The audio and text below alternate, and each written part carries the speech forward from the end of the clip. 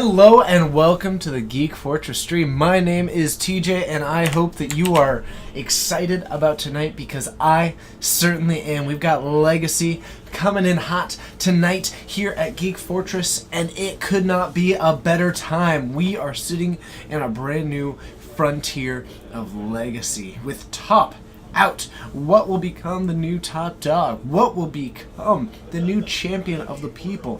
What will usurp the legacy of Miracles? Only time will tell, and we get to take a little bit of a peek into that future here tonight. Because, of course, well, I guess actually Probe is still legal in this format alone. Will this be a top free broadcast? I don't know, didn't that happen today? I thought that happened today. I don't know. Okay. What's up, Glorious Visionary? Hello, Neurotoxina. Hello, Dutch. And hello to all. Plus, as an extra fun special announcement, get your hype bar moved up to the high side because Sunday.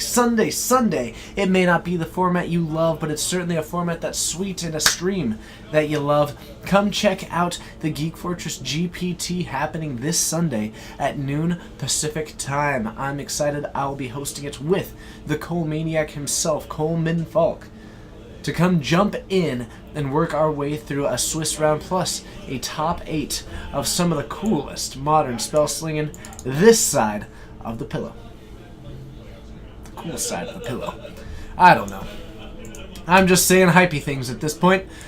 But I am excited about it, and let's see what we can end up with. But I think we might need a little bit more brightness in the booth. There we go. Nice. That looks nice. Let's just play around with that a little bit. In the meantime, how's it going, everybody? I had some developments with Project X today. Went decently well.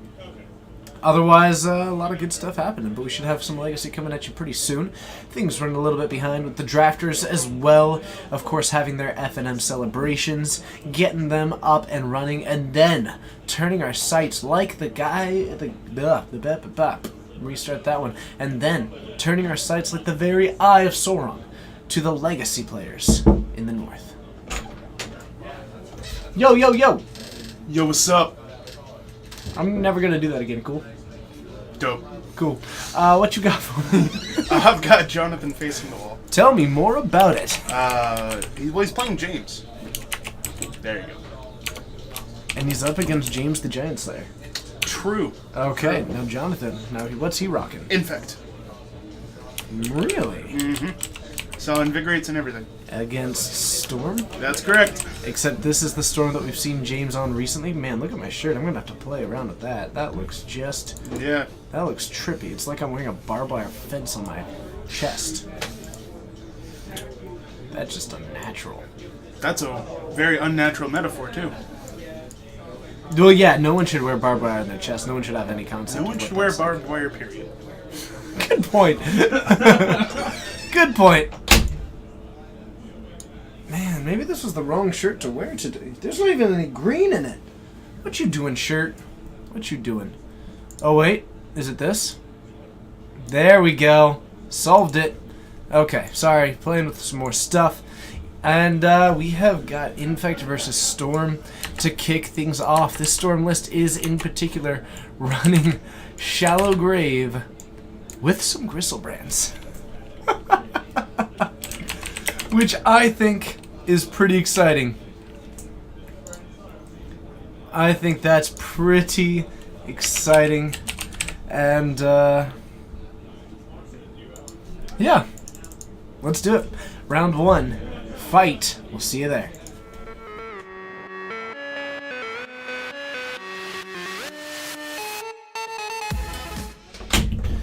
Okay, so the players lining up. Infect versus Storm. Infect, of course, a pretty blazing fast deck. Could end up being pretty sweet, and it's actually one of my favorite Legacy decks. Personally, if I wasn't playing Burn, I would be playing Infect. It's one of the versions of Tinfins. It is not one of the versions of Tinfins, actually. This is, it's probably closer to a meld between the two, but basically this started out as a concept to where it originally was let's run Magus of the Will and Shallow Grave to be able to basically have a Yawgmoth's Will. Except then he just tried out a Griselbrand. So it's actually got a couple of Entombs just as a way to get further into getting like Past in Flames or anything like that. Other than that, it's mostly just occasionally going to Griselbrand value out. There's only one Griselbrand in the deck. Otherwise, it's mostly still an Antstorm deck. Your money is on the combo deck. Nice. Unmovable. Nice. And it looks like we are going to draw into that Lotus Petal. We do also seem to have some Dark Writs and a couple other tools available to us. We'll see what James ends up doing. Jonathan, on the other hand, always root against Storm. Hey, you got to do what you got to do. Jonathan looking... I mean, there's always the classic Tom Ross play of Glistener Elf with a Force backup. But it looks like that is not the case right now. We do have a Force Will and a couple of Glistener Elves. So this hand, not blazing fast, but it also does seem to have both a Vines of the Vastwood and an Invigorate. James, taking a look at a hand that is already containing Empty the Warrens. Not really the most useful card when you aren't winning. So we'll have to see how that one ends up working out for him. Needs a little bit of draw power by the look of it. He's got a few rituals, but not a whole lot to dig for. What's up, John? It's good to see ya. Looks like we're going to fetch for a swamp. James is going to fall down to 19. Ooh, look at that. True for Storm, it's the lesser of two evils. I dig it. And James, trying to build up this Storm, goes for the Dark Ritual. Are we just going to go for potentially a middle one? What's up? How's my night going? It's been quite a day, but it's been pretty good. And we're going to duress. Taking a look. We're going to show, yeah, you're going to take the Force Will probably. Otherwise, I've got an Invigorate, a Vines of the Vastwood, an Inkmoth Nexus, and 3 Blighted Agents. Wow! My goodness gracious, golly gee gosh, a Lens Fire off. Oh man, I love it. And Empty the Warrens coming down, and we are going to have 8 1/1 goblins. James just going for a mini Storm, seeing what he can work with that, but with the Lotus Petal, the Duress, the Dark Ritual, and the Empty the Warrens itself, he is going to have 8 of these goblin tokens to work with, while Jonathan trying to work off of a plan that involves a turn 2 Blighted Agent and does not currently have the turn 2 win. Or the next turn win. It's more of a turn 3 win. So, James has a lot of pressure, and Jonathan has got some catching up to do. He's going to have to find a solution to this problem. Finding a Berserk would be pretty excellent, because James just can't apply enough pressure quickly enough. But James, sitting on 2 lands in hand by the look of it, has pretty much cast his lot in with this Goblin Horde, and he's going to try and take it to the end. James loses the race. James doesn't look favorable in the race, but he did what he... Oh, that is an ad nauseum. Not exactly what he was looking for. Now, he does have to get aggressive, and I think he's hoping to draw into something like a Dark Ritual to be able to go with an ad nauseum, but in the meantime, he's going to be in actually a pretty rough spot. We're down to 11. It's going to take Jonathan taking some damage, because right now Jonathan does have the capability of either winning on the spot if the right card was drawn. Not quite. Still a pretty winning race. And you can even just attack for 1 this turn. The following turn you would have the capability of using that Invigorate, and right now you aren't under the most pressure. Hi, what's up? Hey T-Forbes, it's good to see ya. I'm excited, it's the weekend. We've got the GPT coming this Sunday that you should all tune in to watch. I'm excited for that. We've got Legacy tonight. We've got Modern tomorrow night. I've got House sitting all week. What's the ETA on Project X? End of next week. I should have the ETA of Project X by the end of next week. Format, it will be a Modern GPT for Vegas. Though, get excited, because in the coming months there are actually going to be 2 Legacy GPTs for Vegas. So, keep your eyes, ears, knees and toes open to that in the future, and I'll be announcing those ones as they come up. Alright, and we were going to attack with 6, leaving back one of these goblins to block the Glistener Elf. Oh yeah, there will be 2 Legacy GPTs at Geek Fortress. We're going to trade off one of these and make it to where it only takes 6. We're now in a pretty dangerous spot. Jonathan sitting with the win if this is a green source. If whatever he just drew taps for green, or is a Berserk, we are looking at a win for Jonathan. Otherwise, James has got 7 goblins, and Jonathan is at 5. He's looking at the one mystery card that we have. We don't know what it is yet, but his hesitation is making me think that it isn't the green source. I don't know. He also does have the Inkmoth Nexus to activate, but that's not enough. He can't play out the Glistener Elf and double block. He's still dead if he intends to block and then win with the Inkmoth Nexus. He needs mana. Even another Inkmoth Nexus would allow him to activate all 3 of his current creatures. Let it be the most epic of slow rolls? It might just be. He keeps looking at it like it might be a land. Ooh, and it was a Force of Will. Not gonna be enough. James takes game 1 with just a Storm for 4. So Storm casting a total of 4 spells in the course of that game, but they were the 4 that he needed to close this out, taking away the Force of Will, which allowed him to have all 8, and it worked out for him. He was able to just apply enough pressure, and Jonathan not hitting that second green source ended up being a pretty punishing way to go about it. Lexus Bros, it's good to see you, always with the nicknames. Not sure if I'm dressed for the presidency tonight. It's a pretty basic thing that I've got going on. Alright, and it looks like we might have a pre-written guide for that sideboarding. James still getting a little bit used to this Storm deck over time.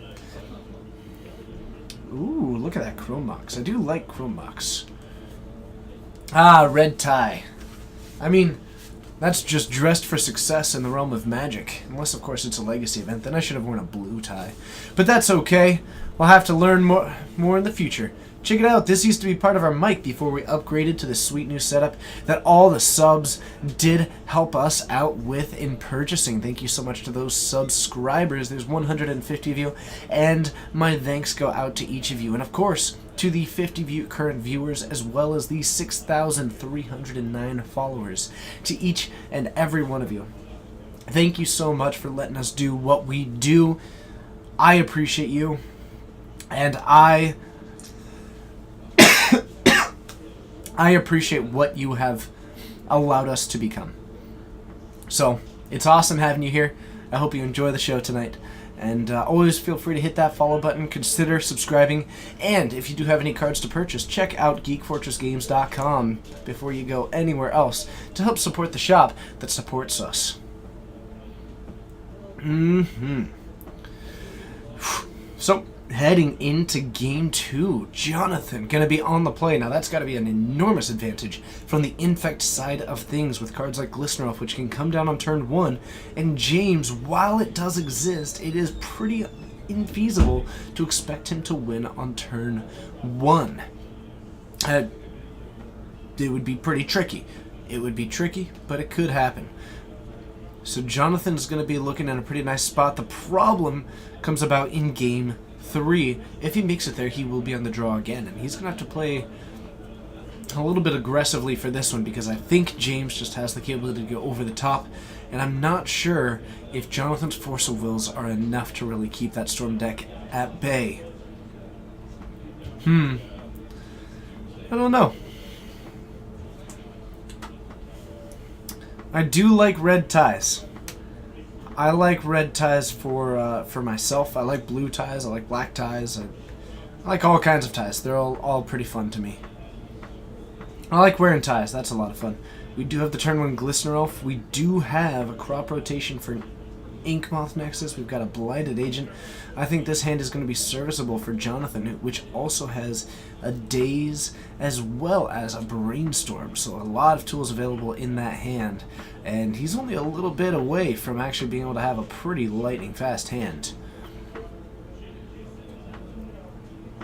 Okay, James going to be going for a mulligan. It's a multicultural lone tie guy.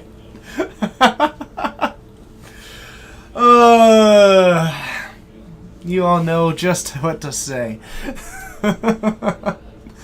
Okay, so this hand does have a Fatal Push, a Lion's Eye Diamond, and it looks like James has deemed this one worthy of his attention as he's going to fight forward with this.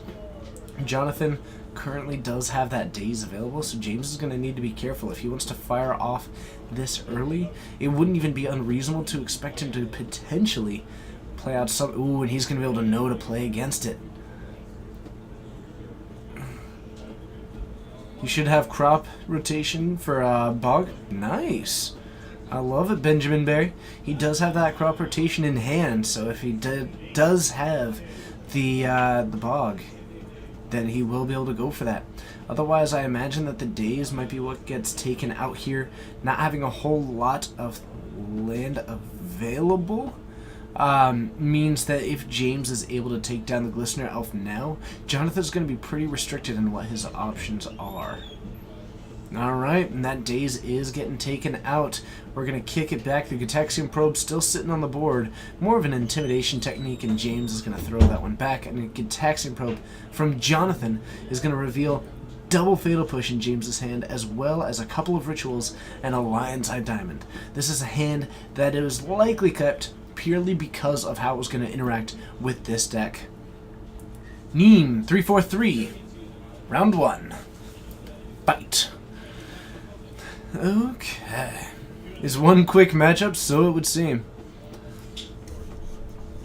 Alright, and we are up to 1. Infect with that Glistener Elf getting a little bit of a swing and trying to throw its weight around. And James dropping down his second land, not yet pointing at that Glistener Elf, being a little bit cautious about it, actually. Oh, no, actually, I think... Alright. So, Brainstorm in response from Jonathan. And we are going to see what we can find. There is a Daze available, and we are looking for nada. We got a Stifle and a couple of lands. Not quite what we're looking for, but those lands are going to be pretty important. Any list? What decks are in the store tonight? We don't really have a list at the moment. I can request one, but we don't have deck lists, and normally, since it is just a weekly tournament, people could be showing up with anything, and it's difficult for me to scout beforehand when I'm also trying to get everything set up. So I don't have that capability currently. We are working on always trying to find a more efficient way to do things, but right now our efforts are currently focused elsewhere, just through the nature of limited time and very limited resources as far as what we get to work with. But I would love to provide that information for you easily in the future, and hopefully we can. Okay. But otherwise, I can see if one of our spotters out there can get a little bit of a sense for the meta. Okay, so a Brainstorm. We're getting a last look at that hand, and we are going to be taking that hand away. We do have a Duress in hand that we could end up firing off to try and take out some of this protection. We've got another land in hand, more Rituals, more Fatal Pushes, and it looks like we are going to be getting rid of one of these Lion's Eye Diamonds. I don't believe I see a fetch in there, so James is Brainstorm locking himself for the time being, so he is going to have to work with the resources that he has, but this Duress is going to buy him probably a pretty good amount of time. Jonathan might be going for a crop rotation in response. I believe he has 2 crop rotation, so we might see him try and fire off one of these. If he does have 2, I'm not sure why he would fire one off before, but I suppose it is a possibility. Okay. Glorious Visionary, usually that's actually not a particularly safe thing. The only reason I've been able to post a couple of lists is because they're hosts who are actively able to communicate with me their list, but there's not a whole lot of capability that we have to collect deck lists currently, or at least put it in a reasonable place. So, a brainstorm from Jonathan, though I would love that. I want that so bad, it's just so logistically difficult for a weekly event. Need to figure out a way to make it easier, and currently there just isn't without requiring deck lists from players, which is absurd for a weekly event. No one wants to go to a weekly event and have to fill out a deck list. We'll have to figure something out eventually.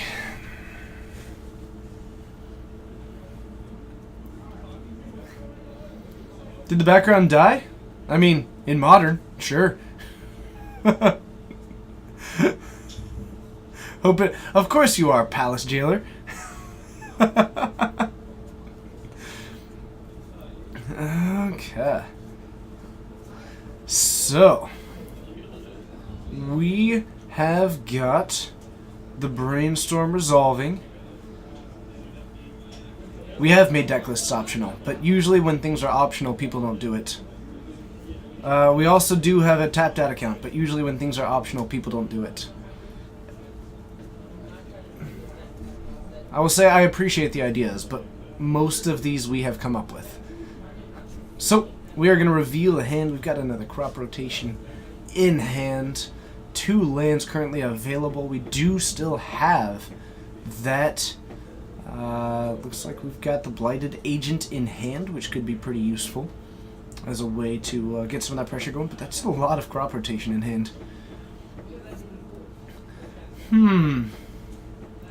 Alright, and James is just going to pass it back.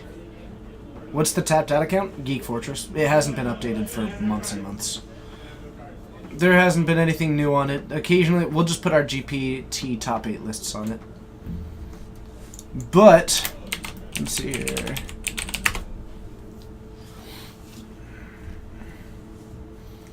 Got you.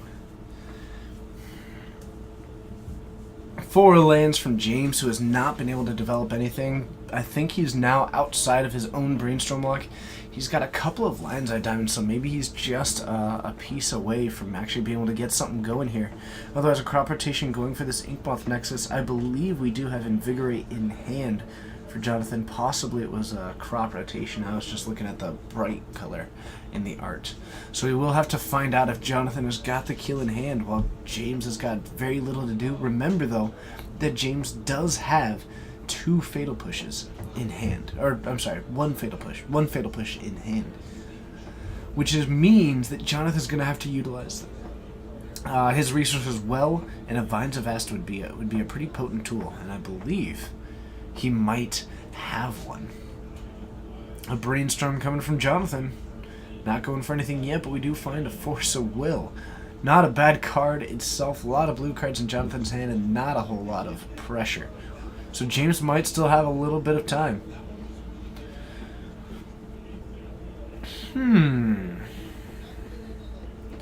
We do have a fetch land in hand from that Verdant Catacombs, so we might be playing down that. Looks like that is the case.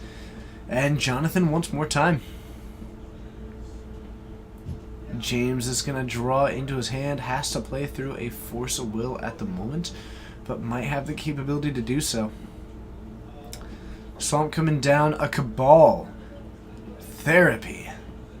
And what will we name?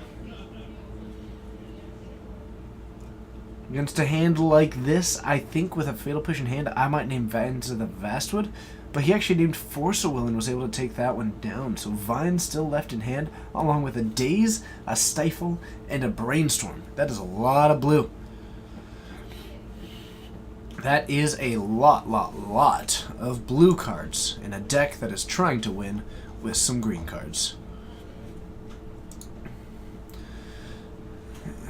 Okay. Jonathan heading in and hits an Invigorate with James at 1 Infect. Jonathan could potentially start attacking. He's got all the damage in hand. The big issue is that he can't apply that pressure all at once. A little bit surprised that he isn't working to just apply little bits of pressure with this Inkmoth Nexus. He seems to be preferring to wait to go all in with his game plan, even though he's got a Stifle and a Force of Will. So, maybe being a little bit too cautious with this Inkmoth Nexus currently, because he could activate it, attack it, and still have access to both a Stifle as well as a, or actually he would have a Force of Will pitching the Stifle as well as a Vines of Vastwood to protect it, and he could actually still have the capability of kicking the Vines of Vastwood to provide that protection. Stifle does stop the Storm Trigger, that is correct. Alright, so we're going to play out a Glycerolf, maybe just try and protect the singular threat, and a Ponder from James. We see a Lotus Petal and another Duress. Not really what we're looking for. I think this might be a shuffle. James has got plenty of mana. He's looking for draw, I believe. So this strikes me as a shuffle 'em up. Which, I'm still convinced that at least 60 to 70% of all Ponders will end up shuffling. Which is probably because I see it in different decks than the other ones that don't shuffle. Like in a combo deck, it's much more likely to shuffle. And we are seeing that shuffle from James. We're looking for a tool. What will we find? Nausea might be pretty sweet to find. Ponder Shuffle is almost always correct. Yep. I think it's a matter of if there is one card that you're looking for, it's because Ponder digs 4 deep, but it is unlikely that the one card that you're looking for is in the top 3 of your library. However, it is more likely, or at least it is slightly more likely, that that card is somewhere in the top 4 of your library, so to speak. What's up, Koga? It's good to see ya. Alright, so we've got a Brainstorm a bit available for James. We've got a Brainstorm at the end step from Jonathan. Maybe just looking to set up the hand before going off next turn. Not too often that you see these end-step Brainstorms, though, and it looks like James might be going for something. Jonathan, not going to be stifling that one, probably trying to save it for a Storm Trigger, if he can. James taking a look and grabbing a red source. Are we going to try and fire off a removal spell in response here? It does take away the Vines of the Vastwood as an ability to give +4/+4. Though going for the I'm not sure what you would need 3 mana at the moment for. Looks like we are going to try for it, and we are potentially going to succeed. Alright, so we're going to Daze. It's an interesting thought going for the Daze there. And we are... How interesting. Alright, and we find... Wow, a Flusterstorm, and that is the Berserk. So I think Jonathan just drew into the win, now has Berserk and Invigorate with a Force of Will backup.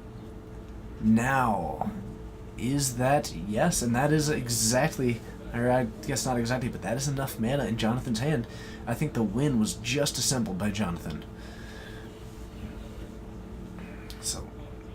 Let's see what we can do. Only one land up for James. Doesn't seem to have a tool. Is going to have to fire off a Brainstorm and maybe try and find an answer, but that is pretty unlikely. Alright. Moving on up. We've got a... Invigorate Berserk. And let's see what we can do. Alright. And that is enough, James.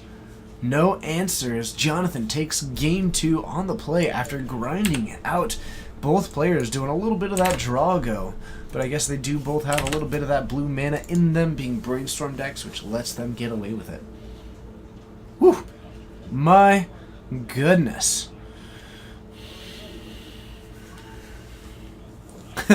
Unmovable. Why the salt? You don't need no salt. It was like, what, a turn 9 win? Okay. Has to attack before Berserk. Yes. I don't think it was too relevant to point out at the time. I don't think it'll be too relevant at that particular moment. So we've got some surgicals and rest in pieces in hand. None of those seem to be coming in. They aren't for this matchup in Jonathan's mind. But we did have a couple of tools that we're looking for. Otherwise, I love me some Game 3 sideboarding. Game 3 sideboarding is my favorite thing. It's just so cool. It's just so cool when there's that thought behind what cards are good on the play and what cards are good on the draw. And Jonathan deciding on the draw, I don't particularly like Green Sun Zenith, and seems to enjoy the idea of, or actually seems to be also considering the Daze coming out, because Daze gets substantially worse when you aren't starting off with a land. But it looks like that actually is going to stay in the deck. And let's see what we end up with. Alright, Green Sun coming out and a couple of tools coming in. Let's see what we get. Hello to everybody who is joining. Welcome. Those Xanthan for James? Don't know. Could be in there, could have been in there after game 2. We don't see it at the moment. But it is possible that it's hiding out in there.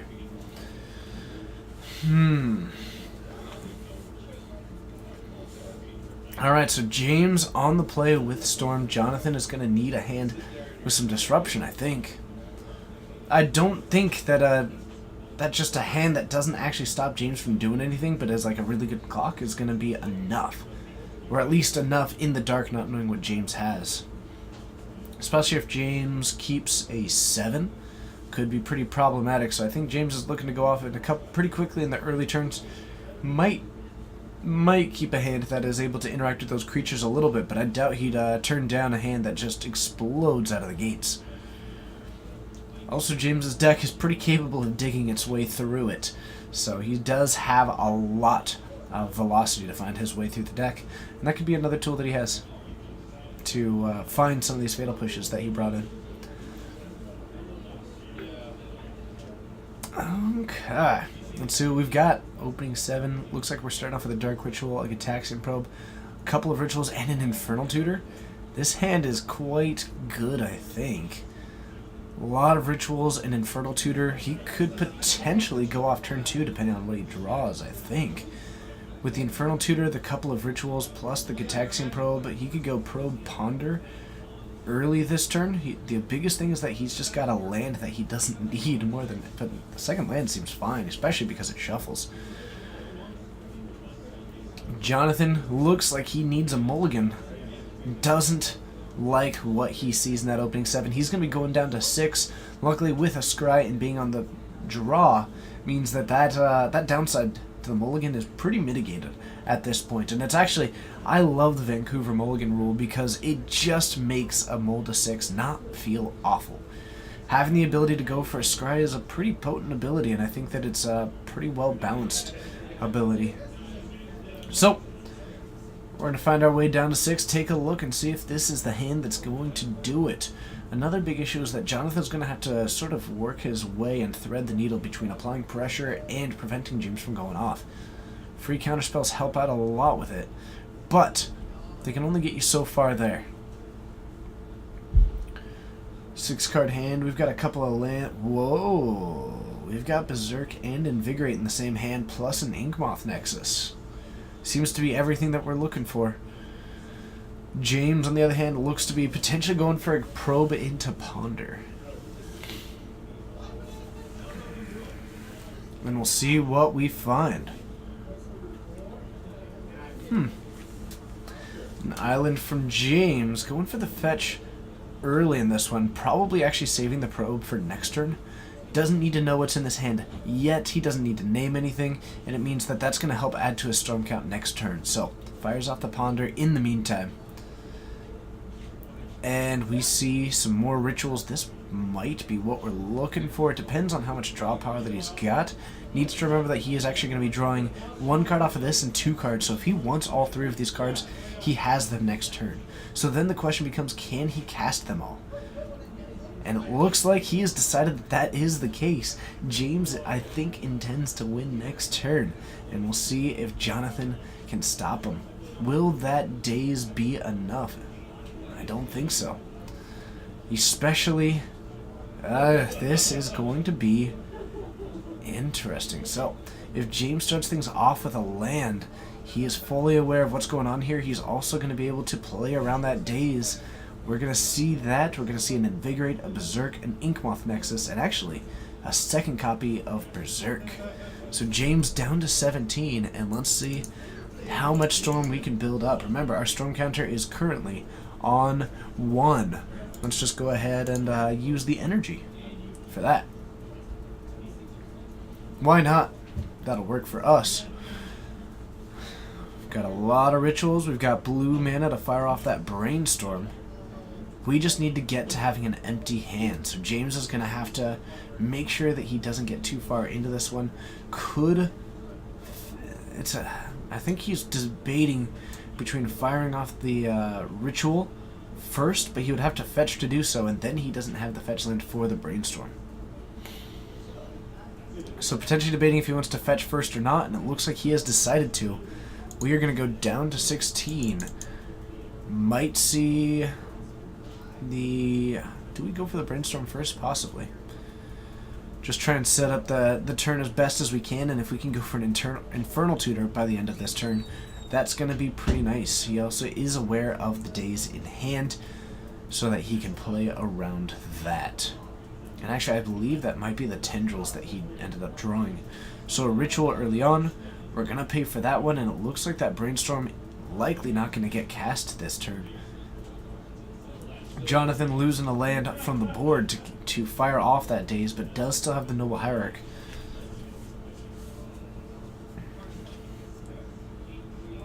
James going to be going for another one. This is going to be a Storm count of 3 now. We've got 5 mana. We're going to be going to... Oh, you're right. The daze actually makes it a Storm count of 4. We've got 5 mana available after that second Brainstorm, a Storm count of 4. We do have a Tendrils in hand, no blue mana for that.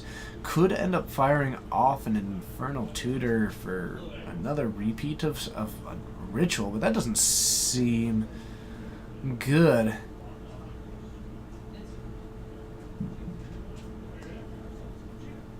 And we're going to fire off a Value Tendrils by the look of it.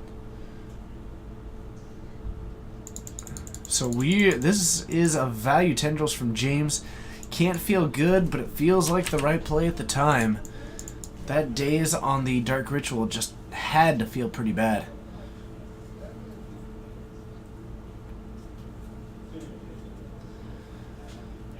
So, we've got a Gitaxian Probe here. We see an Infernal Tutor, a Brainstorm, and a Dark Ritual. James does have the capability of resetting the next turn. Jonathan a little bit light on pressure, and he's going to kick the turn back. Does not have his Inkmoth Nexus back on the battlefield.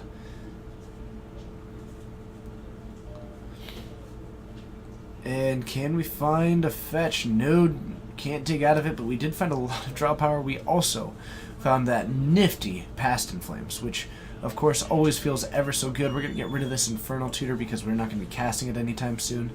And James's hand just looks sad. So Jonathan's got a moment to capitalize. No fetches from James is pretty good, but James is likely going to be firing off this Ponder next turn to try and get the top of this library off, try and get to a point of being able to reset. Inkmoth Nexus coming down, and Jonathan possibly not getting aggressive with this Noble Hierarch, just going to kick it back. A Ponder. Here we're going to take a look at the Infernal Tutor. All these cards likely going to be a good old-fashioned, yep, shuffle them up. Okay. Jonathan with a Force of Will in his hand. That is pretty nice, actually. and draws an Infernal Tutor. Perfect draw, of course. Jonathan, on the other hand, gets to untap. And I believe he's got the combo in hand. We might just see him go for it. He's got Force of Will backup for the combo. I think Jonathan's about to take this in 3. Activate. Pendelhaven. Attack. And we are going to invigorate Berserk. And that's enough. Alright, so Jonathan takes it in 3 with a absolutely berserk Inkmoth Nexus, which was so invigorated by James gaining life, ending the game at 29, and still dead. Deadzo. Gonorino. Gone. Man, so much for a quick matchup? No, that took almost the full round. We've got only 4 minutes, give or take. Wait, that can't be right. I don't think I restarted the timer when we went down. I'll find out. Let's head on up to the booth. I will see you up there.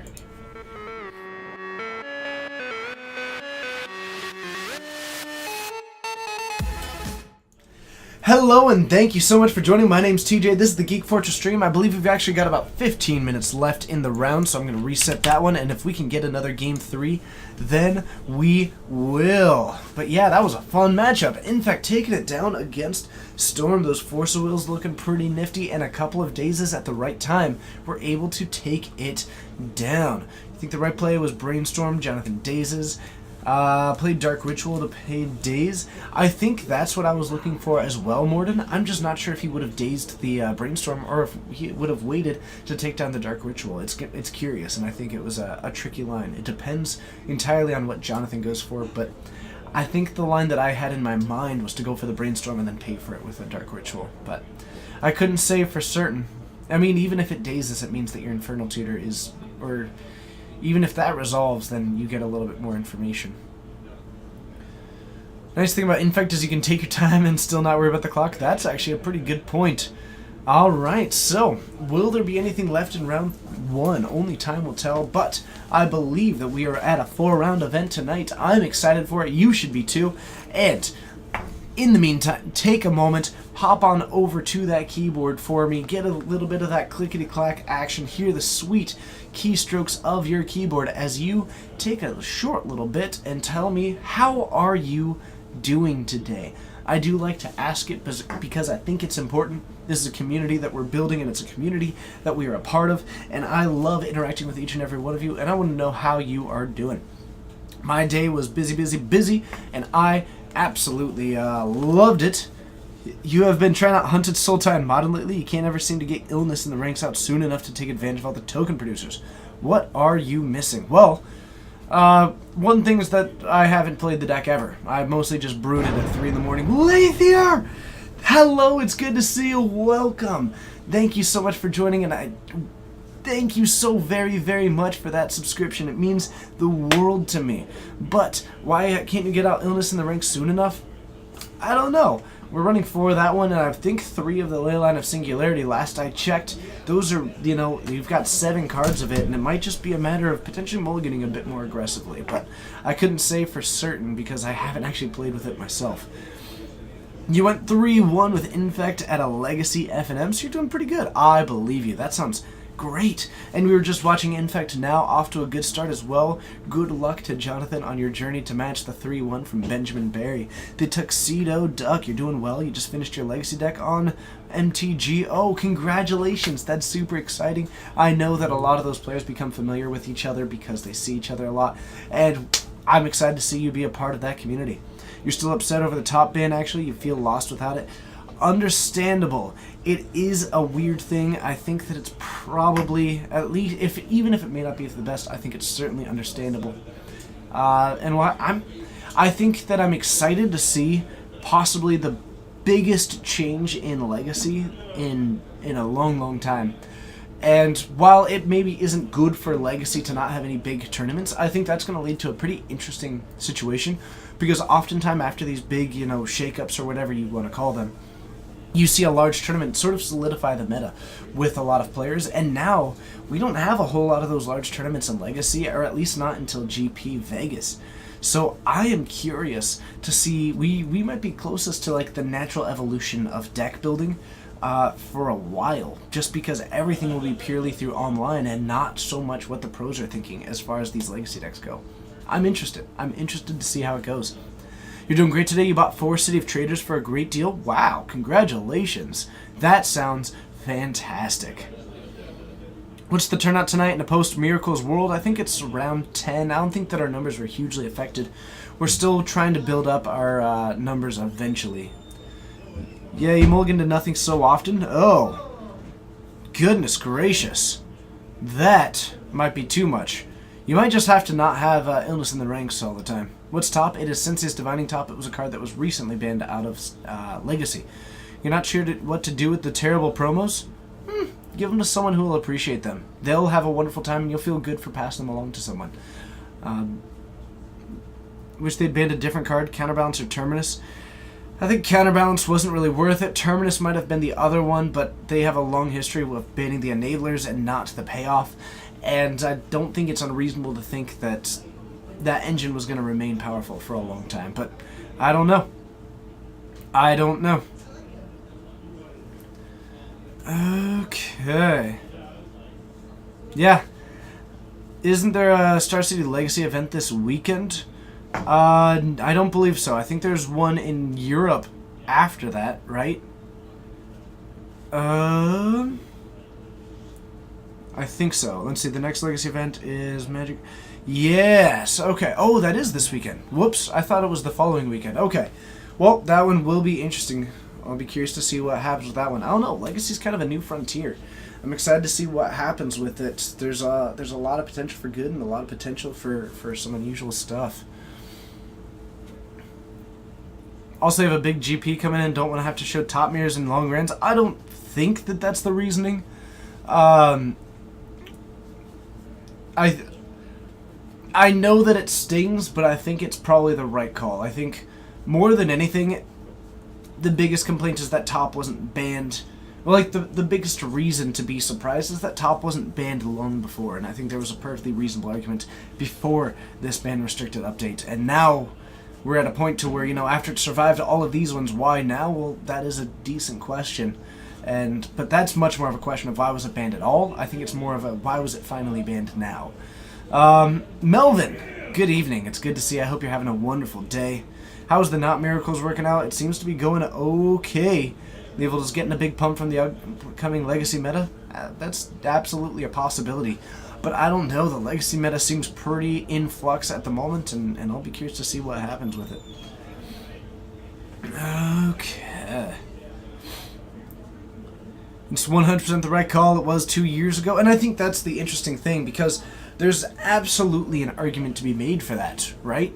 And so the big question comes around, why not 2 years ago and why now? Diversity think was the problem with top? I don't know. I think it is curious. I don't think that there was a whole lot of argument that Miracles was the best deck in Legacy. And I think that you could even argue that it was even underrepresented for its power level. I don't know. Could you please not discuss the banning? It's happened, move on. Fair enough. Fair enough.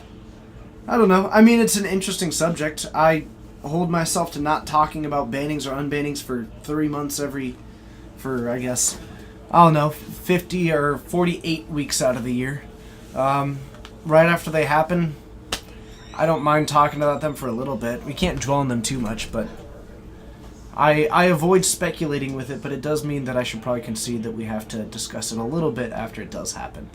Especially one that is so significant to it. I mean, you know, if they had banned, I don't know, if they had banned Serum Visions from Legacy, I don't think it'd be worth talking about, but this one's a pretty big deal and people do want to talk about it. The top ban does not help explain the split card rule change?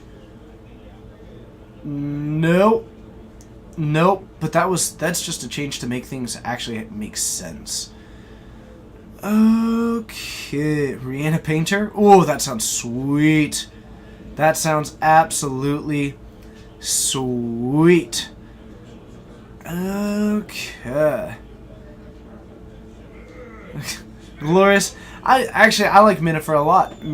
I believe Minifer was a Miracles player, and I mean the truth of it is that, like, one thing to keep in mind: all bannings are inherently bad. That's just where we're at. Bannings are bad, and that doesn't mean that they're bad for the format. That means that no matter what happens, if a card is banned, someone is going to feel bad about it. That's just a fact. And so there's a negative connotation to bannings, and there's a very negative just truth to them. And so, how long until the next round? Not long. We've got about 5 minutes left in the round, give or take, and that's if everybody goes to time. So I think that banning should be approached cautiously, and it has to be a situation in which the banning is so much better than the bad that comes with it. So I don't know. I'll be curious to see what happens. You think we can see more bannings more often to the point that it isn't a big deal? I would worry about that. I mean, it worked for Standard. Standard actually looks like the most interesting meta. Standard looks more interesting than it has for a long time, just because they. But I think that one was definitely telling of the development team potentially operating off of a pretty false premise for a decent amount of time, and we're still dealing with the fallout of that one and starting to move out of it. So I'm excited about the future of that. We'll see. I don't know. Magic's an interesting thing, and I love that these kinds of things happen. But I will be curious to see where it goes in the future.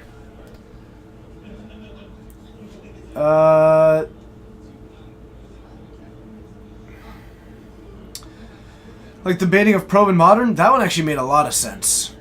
I fully understand where you're coming from, Lathier, but I think your example probably isn't my favorite. The banning of Probe made a lot of sense in Modern, but that's okay. Let's see, your biggest issue. John of the Cool, that is a real issue, and that is what I'm talking about.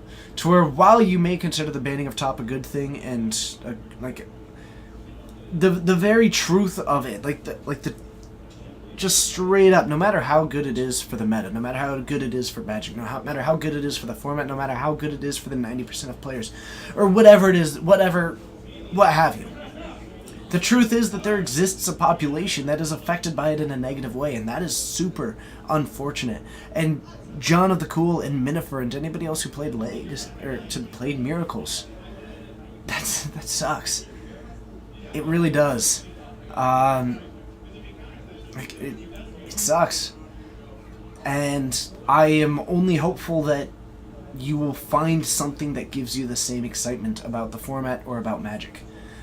Because I love playing Magic and watching Magic, and I love, more importantly, the people that are involved with the game, and that includes you. So I truly do hope that you will find something that you enjoy. Yeah, so that's where I'm at. But the next round is coming up. Let's see. You want unbannings? Mind Twist is terrible. Mana Drain doesn't. I couldn't speak too much to the Legacy ban list. I couldn't speak to that one. I think that Legacy's unban list or ban list is a lot more flexible than Modern's. I think Modern's ban list is probably pretty fine. Are you ready for the throwback 1996 classic era? Bringing it back. Elves versus Goblins. Dang! Coming in hot. Straight from the kitchen table, now to your doorstop. It's an express delivery straight from Valuetown. Coleman versus Corbin. Coleman's on the wall. The Coleman-Corbin showdown. All right. Let's see what we've got. Okay. So, I guess that'll bring it to the end of me discussing the bans. I kind of hit my limit there. Or at least that's kind of the last thoughts that I have regarding it. Alright, so we've got that going on, and for elves, let's do that.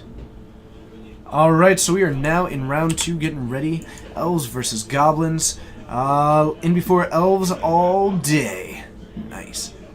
Alright, you think the... It's possible. Human players identify elves strongly enough to let them replace humans in sets. It is true, and I think Legolas has a lot to do with that one. Legacy bans are especially hard because the fans of those decks, the bans effect are... I agree, Tuxedo Duck. I agree. You wonder if an elvish player identifies with humans? Possibly. I don't know. Coleman identifies probably as a human, but certainly as a phenom. Alright, so... Goblins versus elves. Let's see what we can do.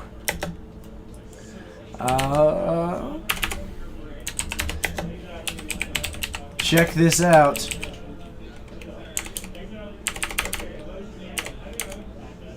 Elves, goblins. Alright, everybody. Cast your vote. I'll see you down there.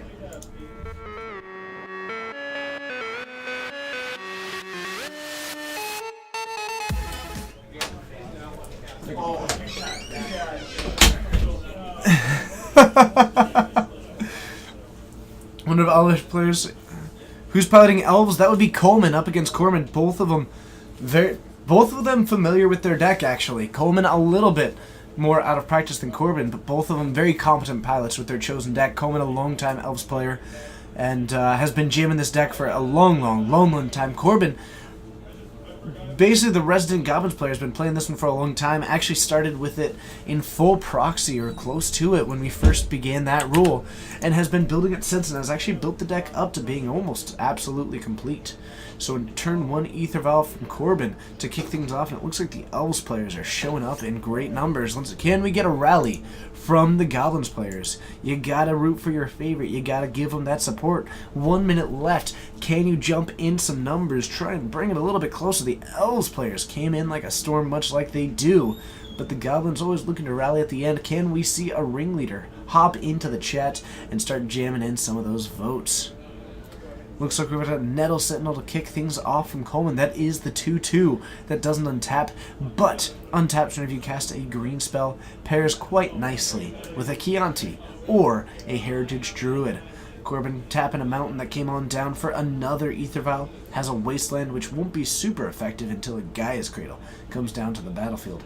Reclamation Sage from Coleman.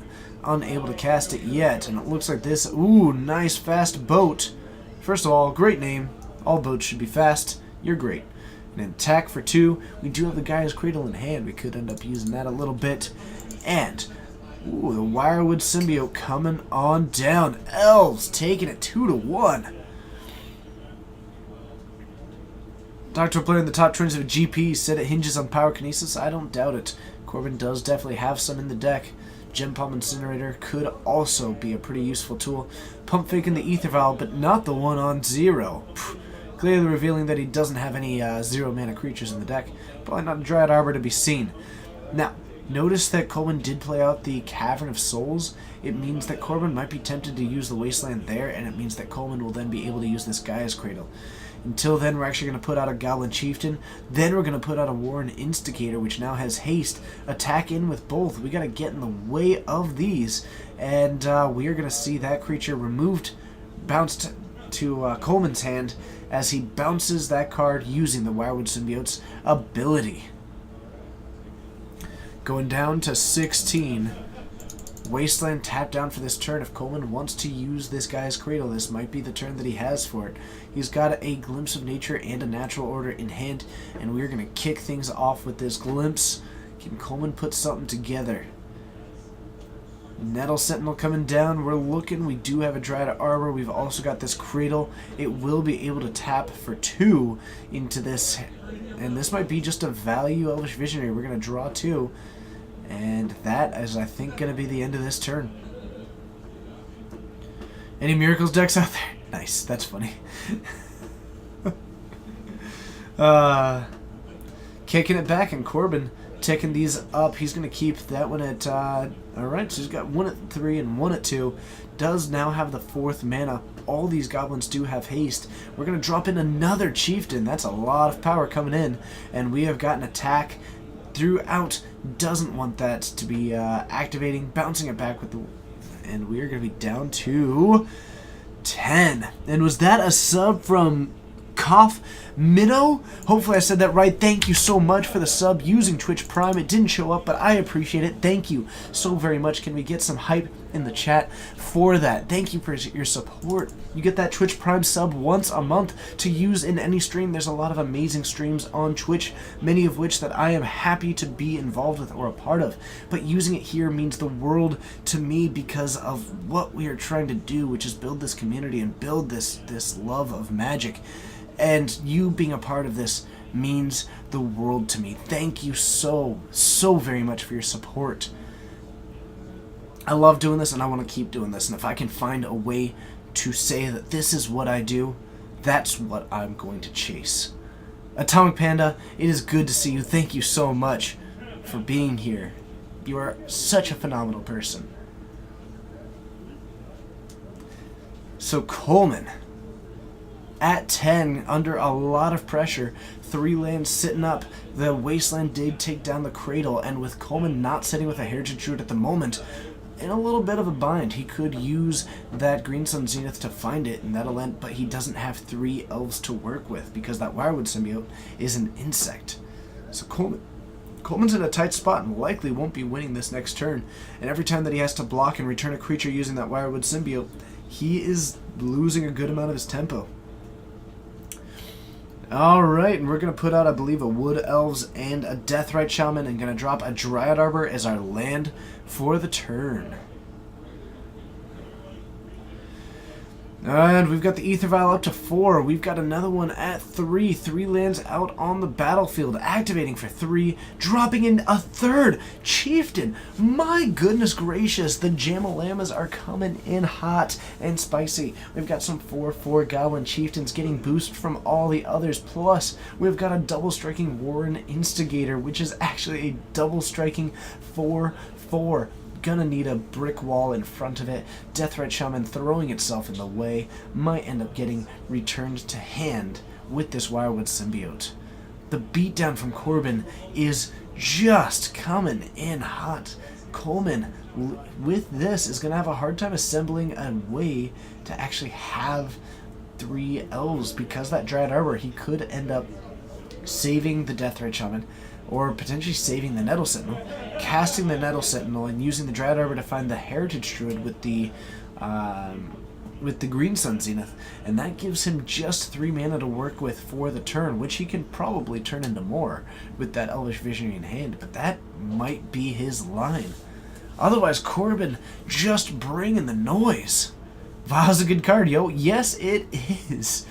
Nothing else. Coleman is falling down to 2 right now, and this is a deck that, remember, runs Tarfire. There's a chance that Corbin is sitting on a Tarfire here, and this might be just the lethal attack, and you just don't know. Then again, a Tarfire might have actually been removing some of these creatures, but he may have identified that Coleman may not be looking to do that. Otherwise, he may have potentially taken out the Wirewood Symbiote in that case. So I guess it does seem unlikely that a Tarfire is in hand. But we are going to go down to 2. We're going to return back that Nettle Sentinel, and I believe that that's Coleman's line. Otherwise, Corbin, sitting with that 3 mana, does have an Aether Vial on 4, and it looks like that card not relevant at the moment. Coleman gets a turn. Can he capitalize on it? That's another Dryad Arbor that he just drew, and I think the line involves having to get a Heritage Druid and try and go off with that. Could end up going for the Elvish Visionary and try and draw in a little bit, try and find... He hasn't played his land drop for the turn. Potentially his out is to try and find a Cradle even. I don't know, but Coleman's in a bad way.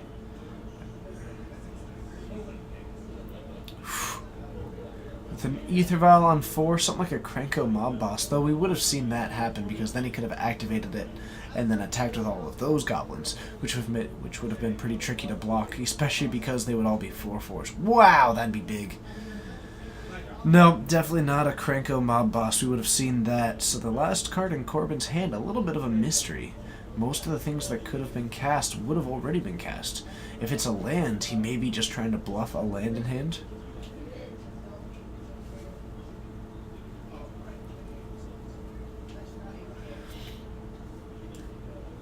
Alright. 4 mana. What is Coleman going for? This could be the green sun for 3. What would we be looking for?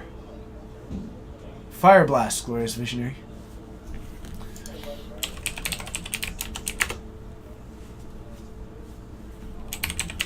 Dang.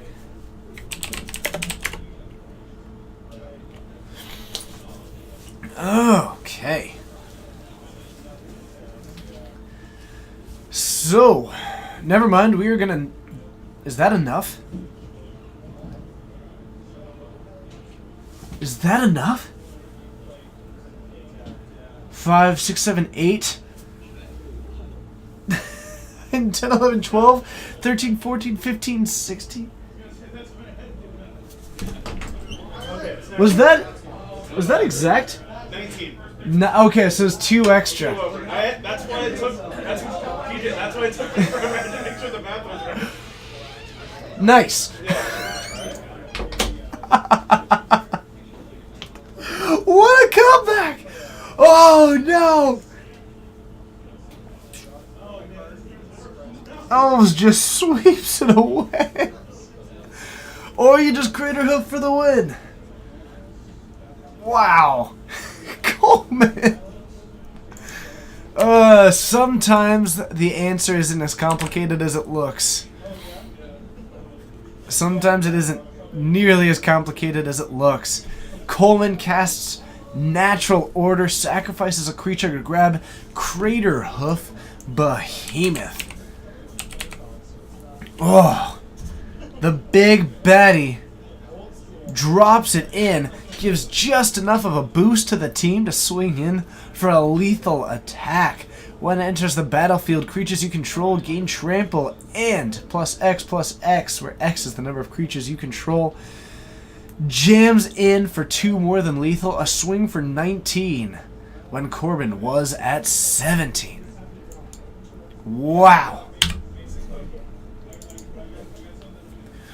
Crater Hoof Behemoth, not a bad card, as it turns out.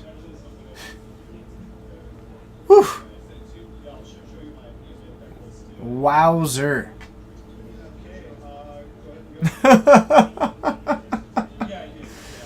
Oh, man. That is delightful. Alright, so we're heading into the sideboarding. Looks like we may not be wanting some of these Green Sun Zeniths.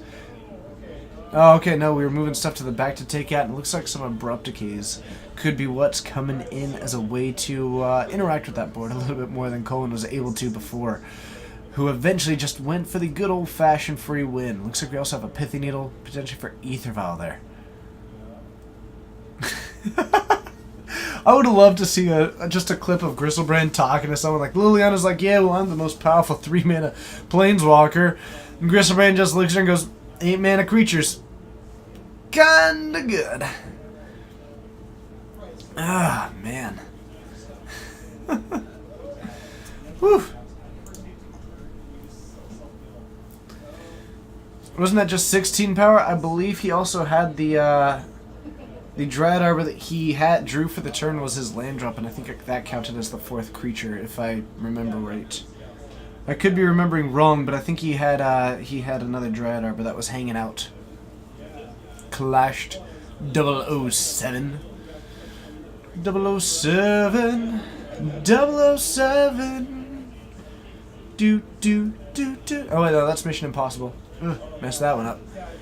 Messed that one up. So, Corbin going to be on the play in this game too. Does have a Pyrokinesis available. Okay. The Arbor sacrificed the natural order. Okay, well, let's see. We had the Wood Elf, the Wirewood Symbiote, and the previous Dryad Arbor then, plus the Craterhoof Behemoth. Then... So I think that would still be the Wood Elf, the Craterhoof Behemoth, the Wirewood Symbiote, and the previous Dryad Arbor, in that case. I think. Yeah. Is that right? I think that's right. 2, 3, 4. And then that's 12, 13, 14, 15, 16, 17. Yeah. I think so. I think there were 4 creatures out there. I think there were 4 creatures out there, just one of them couldn't attack. Check the tape. Check the tape. Can't actually. We have no capability to. I'm pretty sure they all got +4/+4 though. 5 yeah. I'm pretty sure there were 4 creatures. Okay. So, we have got a Deathrite Shaman for Coleman to kick things off. The Bane of Goblins players. So this just went poorly for Corbin. And never mind. If Coleman doesn't have an answer in hand, this is going to start getting tricky. He does have the capability of casting a lot of things. But this, we're going to attack for 1. Elvish Visionary, we got to find that Reclamation Sage finds another Pendelhaven.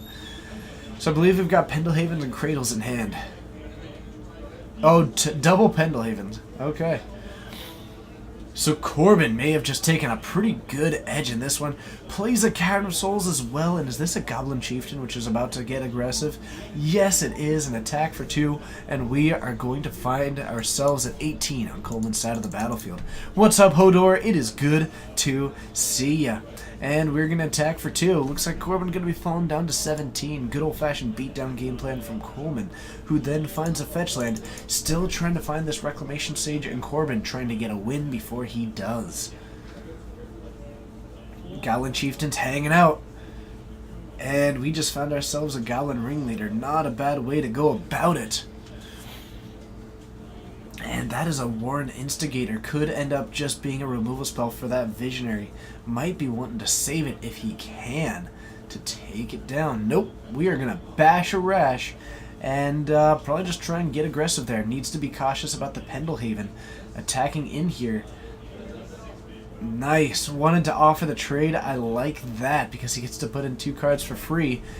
But instead takes down the Warren Instigator. Takes the 2. And we're down to 16 on Coleman's side of the field. Corbin deciding that that was worth the trade to get rid of. What is the card in hand? An attack for 2 comes in. We're down to 15. Corbin actually losing this race. Is that true? No. Coleman will lose first if this stays exactly the same. Elvish Visionary is supremely underrated. I'm not actually sure if it is underrated. I think it's probably one of the top 3 cards in the deck. Like that Wirewood Symbiote is just incredible. I don't know. I'm not sure if it's underrated in Legacy. We have got a face down morph. Who wants to guess what that card might be?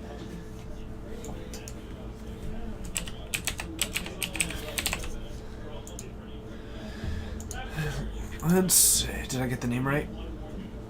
I did. Thanks, Blazing Gunner.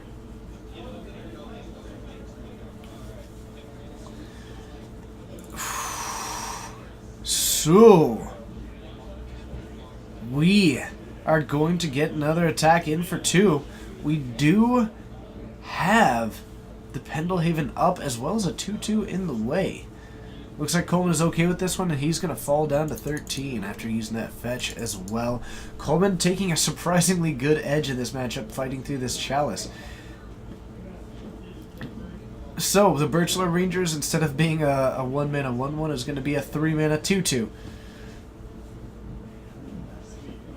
Another fetch line coming down. Coleman looks like he may be going down to 12. Gotta watch out for Pyrokinesis, though. Plot twist, it's the morph that gives buffs when unmorphed. Could be. And we're going to go for another Dryad Arbor. Coleman just trying to flood the board, which sounds pretty good, actually. But if this,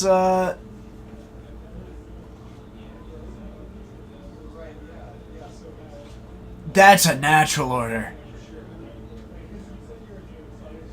Can he beat this? Points it at the Elvish Visionary. Is this going to be enough? He's at 15. So we're going to have 9 damage. 10, 11, 12, 13, 14, 15, 16, plus a blocker.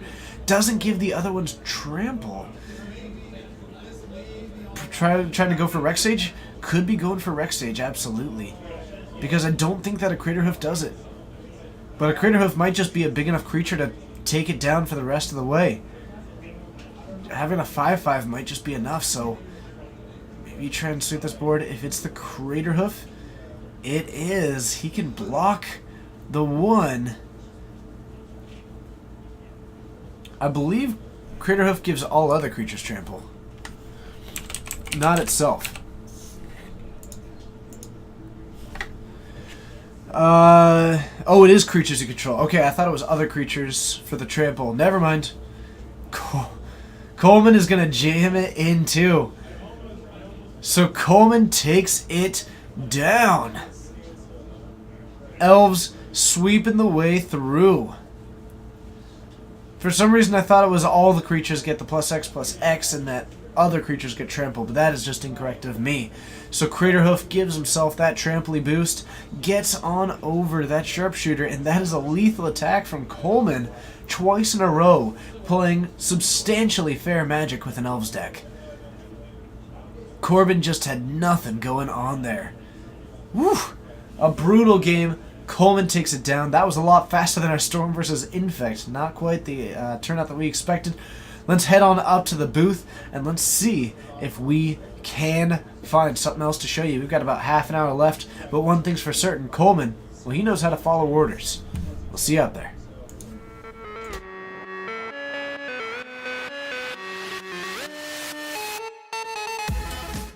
Hello everybody and welcome to the Geek Fortress stream. My name is TJ and it's a pleasure to have you here. Spammy hello to you and welcome back to the stream. I'm excited to be here tonight. It's a beautiful Friday night. I had quite a busy day to round out quite a busy week, which seems to be the theme lately, but hey, I wouldn't know what to do if I wasn't busy. I've got an audition into the Turn 1 Thoughtseize podcast to try and be a part of that one. I've got Project X near its conclusion, which could end up coming to an end, I expect, around the end of next week. We've got this stream going. We've got GPT coming up on Sunday for Modern that I will be streaming. We've got all kinds of cool stuff coming this way. You like that podcast? Well, hey, if you want to get in contact with them on Twitter, wherever it is, and toss my name in the ring, I'm at RedBaronMTG on Twitter. Feel free to give them my recommendation if you'd like me to be on that podcast. I would like being on that podcast, and I would certainly enjoy it. So I wouldn't mind any help I can get. A GPT on Sunday? Yes, indeed. Yes, indeed. But the world is an exciting place right now, and I am so excited to see where we can go as a community. I've got the home stream, which I can hopefully get back to doing regularly again. Is Legacy still being played? Yes, it is. We are waiting to get another match up here in round 2 of, I believe, 4 rounds tonight. It is the last Modern GPT ever, but on the bright side, we will have two Legacy GPTs coming up here at Geek Fortress. I believe those are going to be in May, and I believe I will be streaming those ones if I can. Should be exciting. And so you might be there. You need some Planeswalker points. Well, that's fantastic. Come by and say hi. I'd love to meet you, and I'd love to watch you play some Magic. Always a fun thing to do. Though it's also possible that I have met you. It's always hard to know with those usernames. Does that podcast talk about MTG in general or focus on a specific format? A little bit of both, but definitely a focus on Modern more than anything. Overall, exciting things in general. I'm burning a few candles at both ends, and I'm excited about it. But nothing but a bright future ahead, isn't that right? And I cannot wait to get there with all of you. It's so exciting to me. I love doing this, and I want to do this. And the more I do it, the more I want to keep doing it. So, thank you everybody for being such an incredible community. Okay. Let's see here. Or at least until WotC realizes what a mistake it is to get rid of Modern on the Pro Tour.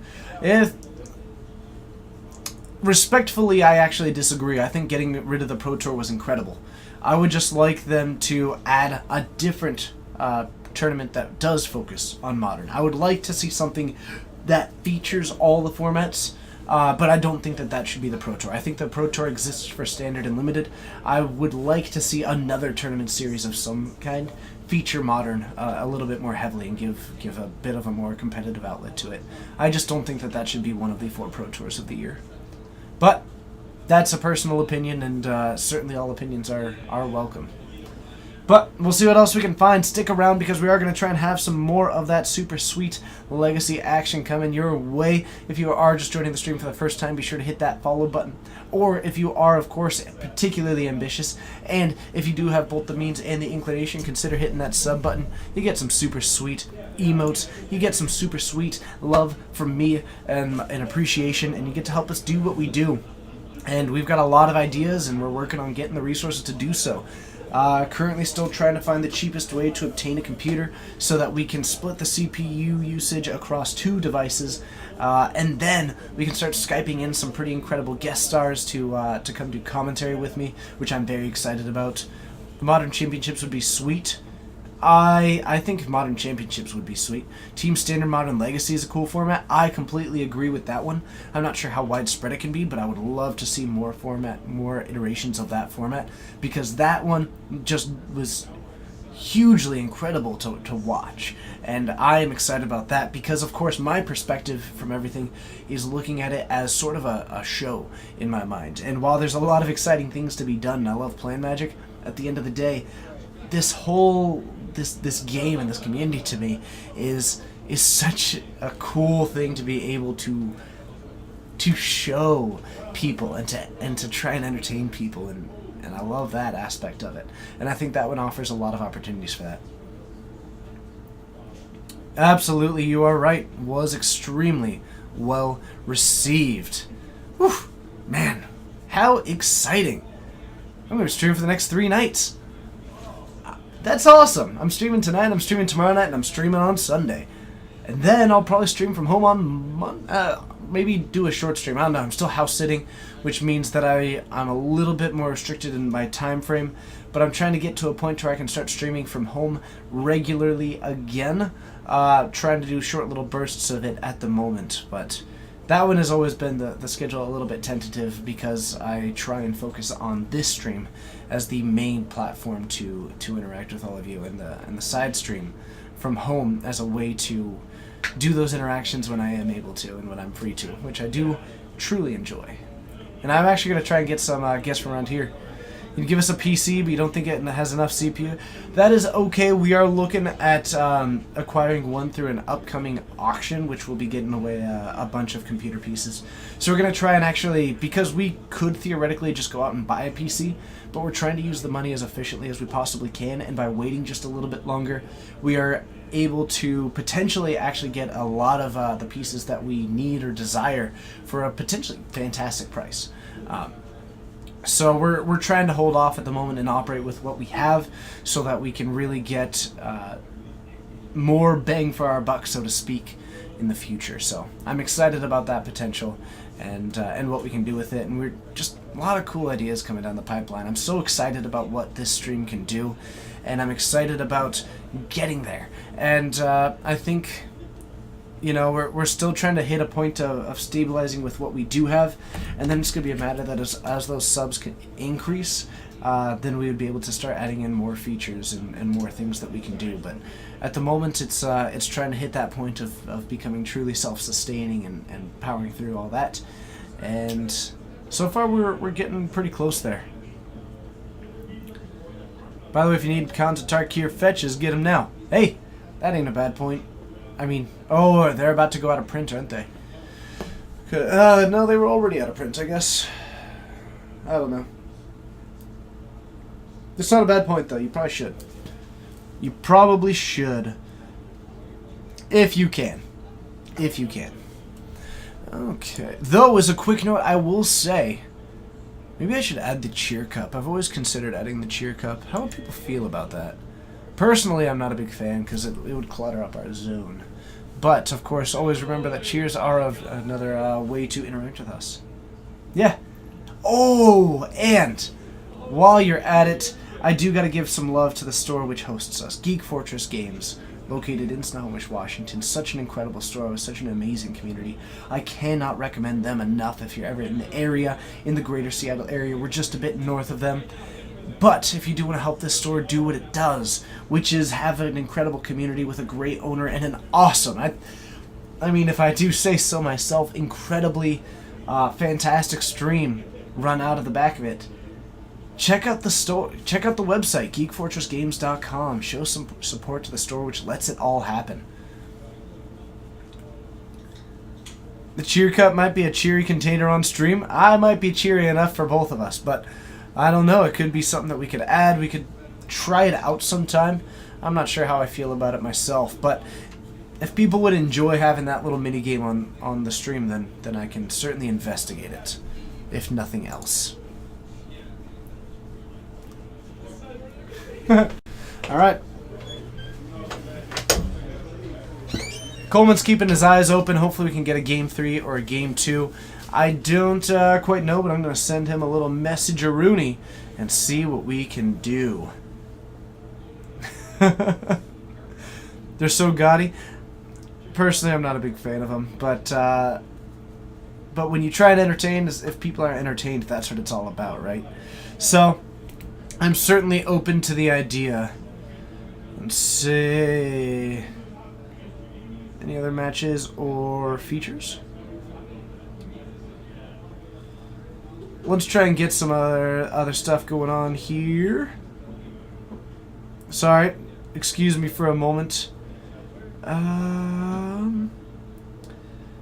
other matches or demo matches? Got it. Okay. Let's see. Okay, PB. Keep GF classy. Nice. I love good hashtags. You just saw a pun, and every pun must be made. Oh, that's fair. Hey, what's up, Tevin? How's it going? Hello, hello, hello to anybody who is around. It's wonderful to have you here. And, of course, welcome to the Geek Fortress stream, where all questions, comments, and feedback are welcome as long as they are family-friendly and generally of a positive nature. Remember that everyone in here is a person, and we don't really like it when other people are particularly negative towards others. But it's phenomenal having you. If you ever do have any questions, feel free to toss them in. I'm more than happy to answer what I can, and I won't be able to answer what I can't. Otherwise, comments always welcome. It is a lot of fun to be able to interact with you, and it's a good. I mean, it's a good amount of why I do this stream. Ask, ye shall receive. All right, what do you got for me, Coleman? I've got Josh on the wall. Okie dokie. Who was on Blue Red. He's still on that Blue Red Delver, huh? Yep, Delverinos. Oh, okay. You've got Alex on this side playing the sweetest deck in the room. Which is I'm gonna see if you can guess it. Burn. No. The sweetest deck in the room? Sweetest deck in the room. Miracle No Top. No. Ah, dang it. It does play a lot of blue cards though. Does it? And no, it's not High Tide. Dang it! Is it the check pile? No. Reanimator? No. What is it? Plays I'm trying to figure out if the chat can get it. We don't have time for the games though. Fine. It plays a blue enchantment from. Is it New Tricks? No. It's a blue enchantment from, I want to say, Legends? Alright. I'm just going to stop playing the game and wait until you tell me and just move down assuming that they're going to a game 3. Actually, I will tell. This is actually an exhibition match. Oh, wonderful. Okay. Okay. I will type it actually right up here, and that way the chat can keep going. Nope. Oh, look at that. Gloria's got it. Is that Eye of the Storm? No. Oh. No. Go down. Stasis? Stasis. Ooh. See? Look at that. Chat got it. So is this just blue-white Stasis deck? Mono blue. Oh. Maybe don't type it in his life total. It's not like his life total is going to matter.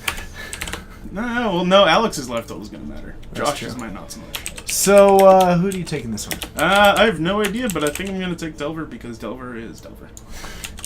I'm so excited. I've always wanted to have Stasis as, like, the image for a deck. I'm excited. Let's see what we got. I'll see you down there.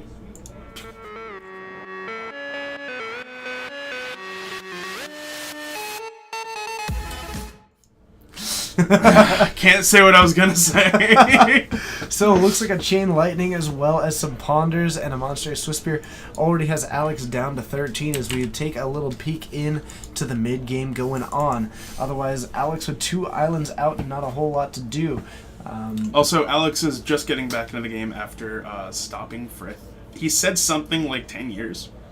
Wow! So, Can we all say welcome to Alex? yeah, so I just want to put that out there before people comment on why he's not playing as crisp as he should be. Let's all get a big welcome to Alex. Welcome back to the game, welcome back to Legacy, and welcome back to the community. And also, that also is why he's playing cards like Serum Visions, because it's literally what he has. That makes sense. Yeah. That makes sense. Spreading Seas so good in Legacy, it is pretty sweet. You can really capitalize and take down some mana bases this way. Looks like we're going to see a Force pitching a Mana Leak. Boy, what a combination. Yeah. Yep. So you're going to down to 2. Oh, man. You work at 7:30, stopping by to say hi before you sleep. Hey, that's okay. Thank you so much for being here. It's good to see you as always. So getting aggressive at Alex down to 7 at the moment. I gotta say, I love just the concept of Force Will pitching Mana Pitch Leak. Mana Leak, yeah. Gotta say, I like that a lot. Hey, Alex had priorities when building this deck. That is clear to me. Mm-hmm. So I'll let Josh has just drawn all the bolts, Yep. getting them in, and with 3 islands in hand, that's gonna be enough for Josh to take this game 1. Yep. And we're gonna see what we can do with game 2. Yeah, I have no... Actually, that's not true. I do have his deck list. I took a picture of it on my phone. Look at you, Yep. ahead of the game. It's got some cards in it. I believe you. So Alex's sideboard is 2 Ray of Commands. Oh, that's so cool. Isn't that the 4 mana gain control of a creature? And it does, and I think it does some other stuff. Anyway, That's awesome. I don't think it's gonna be coming in this matchup because it costs 4 mana. Doesn't seem all that likely. 2 Grafdigger's Cage. Okay, that's good. 2 Hurkyl's Recalls. Love that. 2 Tormod Scripts. Okay. Then you have the 7 remaining cards are way. That's way right. cooler. It's actually a threaten. Oh right, It's a 4 mana threaten. So out of the board, Alex has 4 copies of Blue Elemental Blast That's quite a few. and 3 copies of Black Vice. That's awesome. Oh, and I forgot, it's Chronotog Stasis. This is a relic from, well, about 10 years ago. I was gonna say that's what we mentioned that too. Oh, wow. Is it A? Oh no, I got nothing. There we go. There you go. Oh, that is sweet. You love listening, building white-black zombies for standard right now. +1 for multitasking. Hey, I do love multitasking. Multitasking is the greatest way to task. Skip your next turn. Chronotog gets +3/+3 until end of turn. Use this ability only once each turn. So Attune I believe mana he 1/2. does it with the stasis trigger on the stack, so he doesn't have to pay for it. and he's gonna have and that's another one. Hooray! So Now who feels pretty cool? yeah, Oh, goodness gracious. This is just awesome. not quite too cool for school, but pretty close. I'd say it almost is. Players don't get an untap phase. Z with the host of 41 viewers. Welcome to the Geek Fortress stream. My name's TJ. I'm Coleman. And straight out of Geek Fortress, located in Stonehenge, Washington. You're joining us for a Legacy event. Mm-hmm. We've got Mono Blue Stasis against Blue Red Delver, putting on a little bit of an exhibition match for us in round 2. Yeah, we do have a lot of islands on the battlefield. Absolutely. And it does seem like a reasonable way to go about things in Legacy of all It formats. bolts, and it looks like Alex not willing to Yep. pump it. not willing to skip his turn. Weird. Yeah. Well, I think I might have actually thought about skipping my turn there. Or stasis. Or Yeah. Josh will be stuck with. What a world to live in. Yep. We are going to be down to 8 with the top deck. Oh, I love Thunderous Wrath. Top, quote unquote, top deck. What's your record? Brainstormed. I'm 2-0. He's 2-0, Dark Mage Vault. Oh, a Mana Leak gonna take down the Thunderous Wrath. So no, he's actually at 13. The stasis is gonna go away, but he's still at 13. Delightful. Absolutely delightful. Thunderous Wrath is so cool. Trials are a myth. Okay. That's his hand. His hand is 2 Mana Leaks. Oh, this is fantastic. What a way to welcome back a player to the game. Unfortunately, a lot of attacking to them. Mm-hmm. But welcome so much to Alex getting back into Legacy and Magic after 2 years. Or, I'm sorry, 10 years. There you go. I was gonna say it's been a lot longer than 2 years. for Yep, him. Alex basically has tenure within the game at this point. Yeah, he does. I don't think we can fire him from the game now. Absolutely not. And I certainly wouldn't if I could.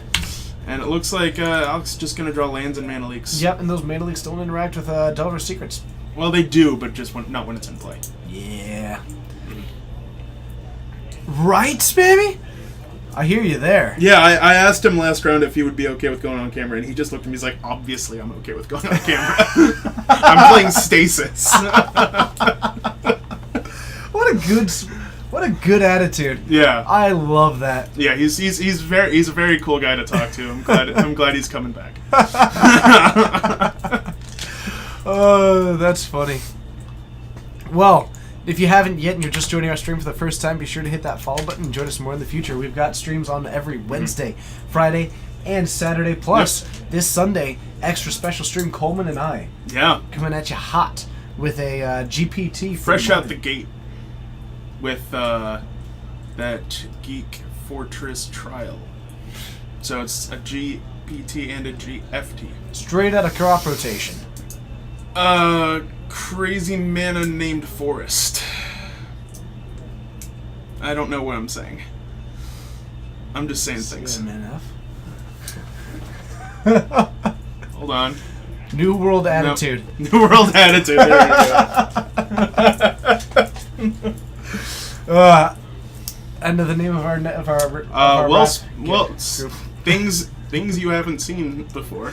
A brainstorm getting mana leaked. It's not something that I've seen before. Yeah, but hey, that's why you come. That's why you come here. We show you very interesting things Oh, and very awesome things. I think New World Attitude is definitely the name of my next rap band. And I'm Yep. mentally taking down another brainstorm. Wow, just wasn't good enough the first time. Oh, I mean, it's basically Counterspell. Yeah, look at that. I mean, he tapped 2 blue for it. It's got to be it. Oh, I love it. And a Storm Chaser Mage coming on down. I was gonna say Alex did just draw a Spell Pierce. Normally pretty good against Blue Red Delver. Indeedy. Indeedy do. Now listen up. Here's a story about a guy named Alex who plays with a blue deck. And all day and all night. And everything he sees, it's just blue. Yeah, like Force. Like his deck. Text box and mana cost. Blew his leaks with some blue little islands. And a And blue counterspell. Everything is blue for him. Inside and A outside. lightning bolt from Josh is going to start applying a little bit of that super sweet pressure. I think we're going to be down to 14 on Alex. Now I've got that song stuck in my head. Thanks, TJ. You're welcome. We do have more mana leaks, more counter spells. I love everything that's happening with Alex's But you deck right now. crucially do not have more islands. This is just, is this another Legacy Legal counter spell? Yep. Throw it in. Oh, I have to actually. He was saying. I was talking to him earlier, and I'd mentioned a couple cards to him that he should play. Something like Forsaken City, where you get to pitch it to untap, so you can keep paying for your stasis. Nice. And actually, another card that I was thinking about. He could actually probably play Daze, and it would probably be great. He could get away with Daze easily. Because he gets to untap a land. Yeah, I was gonna say, he functionally gets to untap a land. Yeah, Daze is actually phenomenal in stasis decks because... There's another one that's like return 3 islands to counter a spell. that seems fun. I can't remember the name of it. This is easy. What's the card that has buyback to return 2 lands to your hand? Isn't that take an extra turn? Is it No, it's sack sack. It's sack. There's a morph that has return 2 islands. Okay, well that's great. Thwart. There we go. That's the card I was thinking of. It's just return 3 islands, counter a spell. So Foil good. is discard an island. So good. Yeah. Well, obviously you thwart then foil. Yeah. Obviously, yeah. Thwart, triple foil, control the game.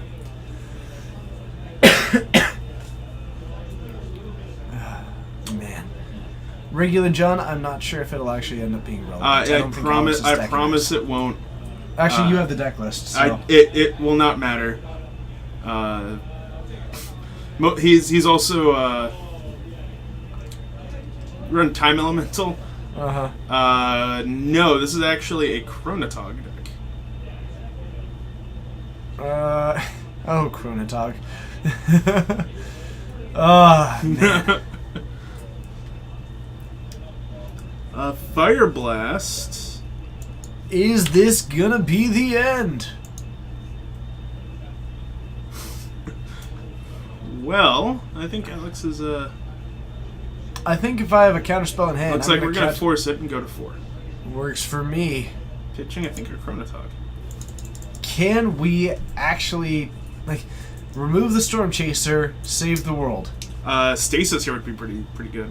Because he's going to Mana Leak the Bedlam Rifler. Using the floating mana. Uses the floating red from those lands, plus plays another one. I was going to say, the the Stasis here wouldn't be horrible. But looks like we're not going to... Oh, no, he has a Stasis. Get it. Get The it art going. is distinctive enough that I would know it. Oh, that art is so good. And that is what we're going for, but can Alex win from this point? Well, he's going to have to keep drawing islands, and Josh is going to have to keep bricking. It looks like we found Chain Lightning. That doesn't look like a brick to me. Yeah, I think that this game is actually over. Dunzo is, I believe, the technical term. This is going to get Spell Pierced. Hooray. And I think we're going to have a Daze. Probably. Yep. Did have another stasis in hand, but I just don't think that's enough. No, it's not. Delver, perfect card. Yep. Probably that. Oh, well, so Josh does take it down in 2 in our exhibition series here at Geek Fortress in between rounds. Yeah, this is just something that I wanted to see if I could get Alex to play Stasis, because the card's dope. It is. Also, needs propaganda. Propaganda would also be sweet. Propaganda would be cool. He is playing 4 copies of Frozen Aether. I have no idea what that does. Do you know what Kismet does? Yes. It's the blue version of that. Really? Yes. How's the art on it? It's pretty good. That is a horrible way to spell Wow. Frozen. You clearly need to let that spelling go. Oh, goodness gracious.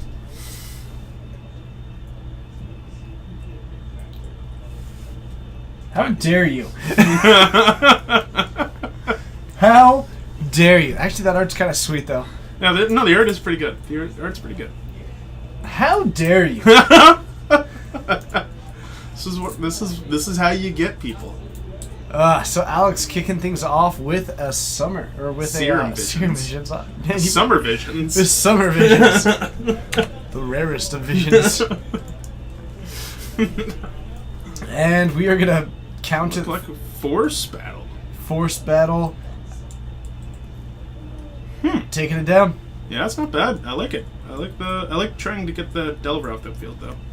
It's definitely an important card because Alex is really good at making sure that nothing happens after the stasis comes down, but the stasis hasn't come down yet.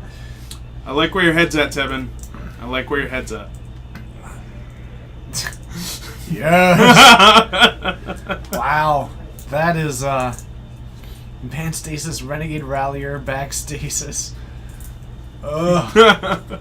So it looks like we're going to see Spreading Seas. Probably should go for the other land. And I think Josh might be saying, are you sure you want to hit this land? yeah. It looks like Alex was in fact sure. Yeah, okay. Want to make sure again Alex is coming back after a long absence. Yep. So, 10 years away from the game. Getting back in it and willing to be on a feature match. Yeah. You gotta love that story. yeah, this is they make movies about these stories. Absolutely. I believe it featured 2 dogs and a cat. Did it? Yes, they could talk. There was a porcupine. Oh, see, I always forget about the porcupine. Yep. So, a monster Swiss Spirit Well, you Collector. cannot actually spell pierce that. That is it is true. A creature. And yeah, Alex is just just realizing that. You got it. Just testing you. Yeah, You exactly. passed. Exactly. Oh, and because he passed, looks like Alex gets to take his turn. Yeah. Mind games actually come to light. Let's see, a force go after that. Oh, man, Josh not allowing Actually- any fun to be had. I actually do not know the art on that card by sight, which is weird. On what? There's a card in Alex's hand I don't recognize, and I'm trying to figure out what it is. Is it the Frozen Ether? No, I know. Well, Frozen Ether has the planar chaos border. Right. I would recognize that. That's true. Is that the boomerang? Could be a boomerang. Oh, he is playing one boomerang, and here comes the stasis, so that's in play. Now Josh is going to have to wait. Ooh, draws into the island. How Yeah. deep can we go? Problem is that, like, what does Alex win with? Chronotog. Sure. And Chronotog. But shouldn't he have a Chronotog out? I mean, he can also just keep doing things until he... oh, no, he does have the...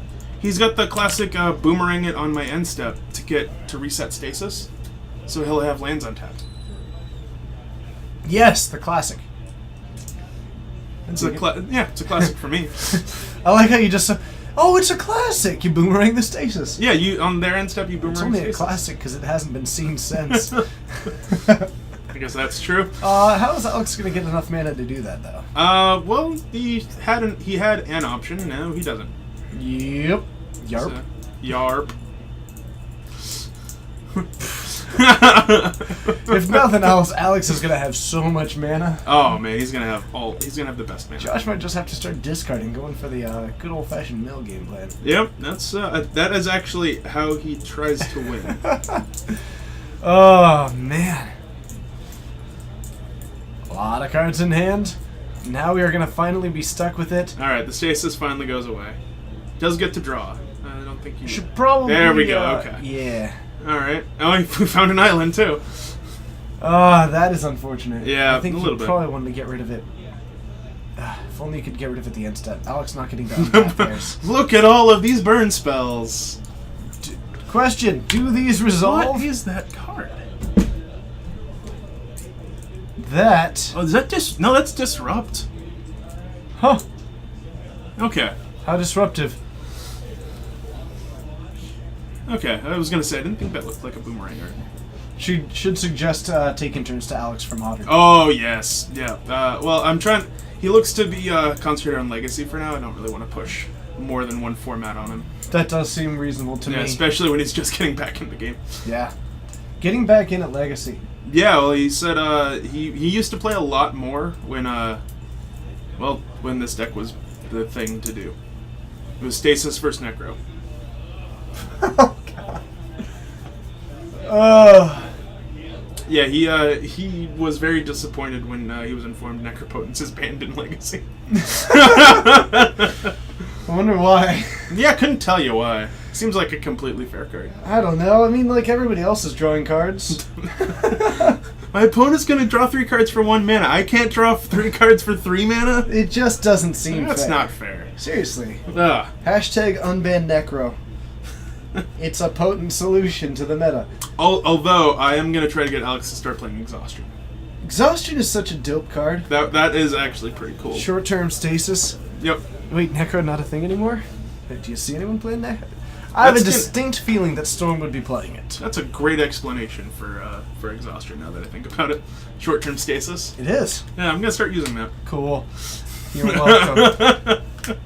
You're welcome for that. Yep, exactly.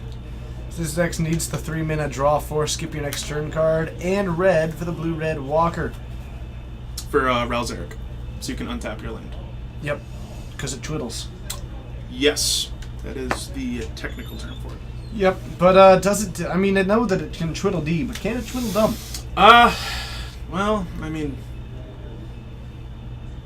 Yeah. Yes! All right! All right! Yeah, I was trying to make an Alice in Wonderland joke. I couldn't find it. That's okay. I guess you're just not mad enough. Yeah, well, I mean, I don't wear the hats a lot, so...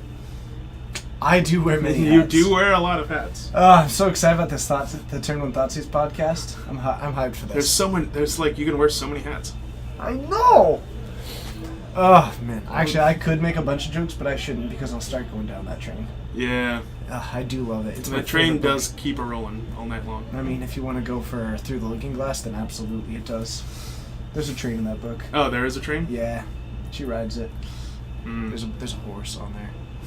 There's a horse on a train. Yeah, and there's also a little bug that keeps whispering in her ear to explain all the jokes. It's pretty funny. I didn't know I was in that book. You weren't. You were in the... Actually, you are in that book. Humpty Dumpty is in it. Oh, I thought you were going to go with the Cheshire Cat. No, you're not Cheshire Cat. You're far more Humpty Dumpty in character. You should read it. His scene is I'm okay with that, actually. Humpty Dumpty's scene is incredible. It's one of my I favorites. do like Humpty Dumpty. No, like you should actually go read Humpty Dumpty's scene in the book. Okay. It's excellent. The character's great. Talks a lot about like, can you explain this word? Absolutely. And just starts like making up things, like the explanations. And Yeah, then that she sounds- says, "Are you sure?"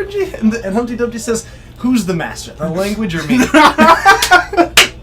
That sounds like me. That does actually sound like me. I know. It's incredible.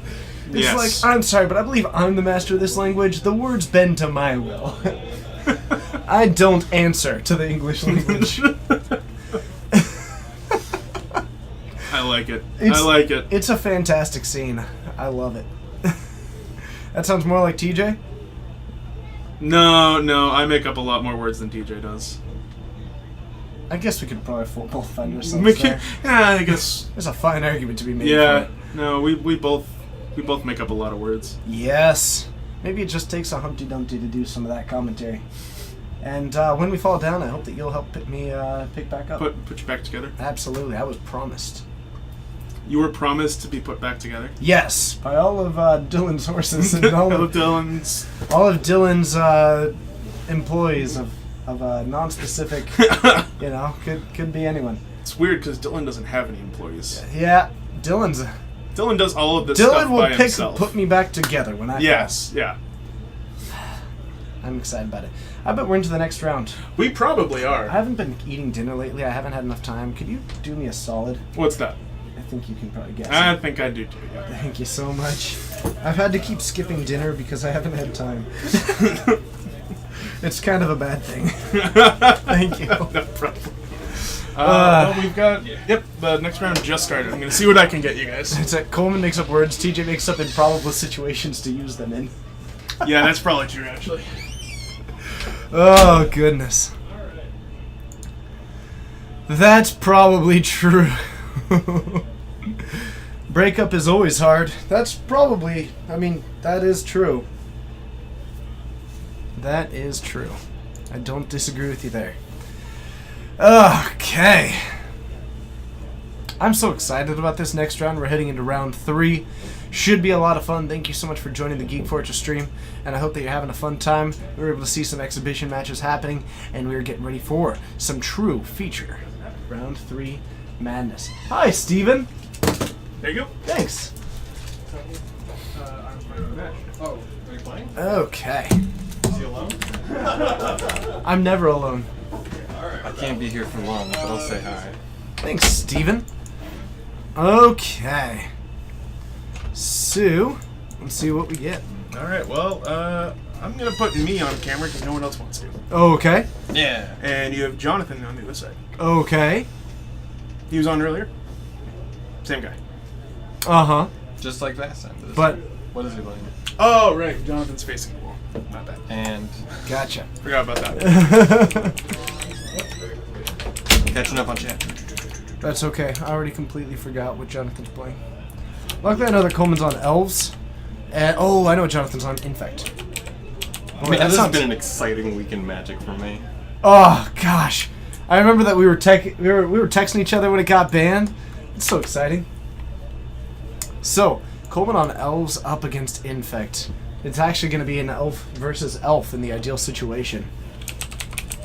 That Glistener Elf, though, a little bit of a traitor to its kind. Yeah. Man, we are maxing out the CPU tonight. I'm gonna pretend like the heater noise is the CPU. It's probably not far off. Okay. Let's see. This is gonna be one of those like really quick but really long games. Yeah, there's going to be a lot of really nimble navigation, but like there's probably going to be this kind of situation of a lot of like take thoughtful plays, and then when it happens, it'll be in a blink of an eye. Yeah. But let's find out for ourselves. Have we given the old thumb up-a-roo?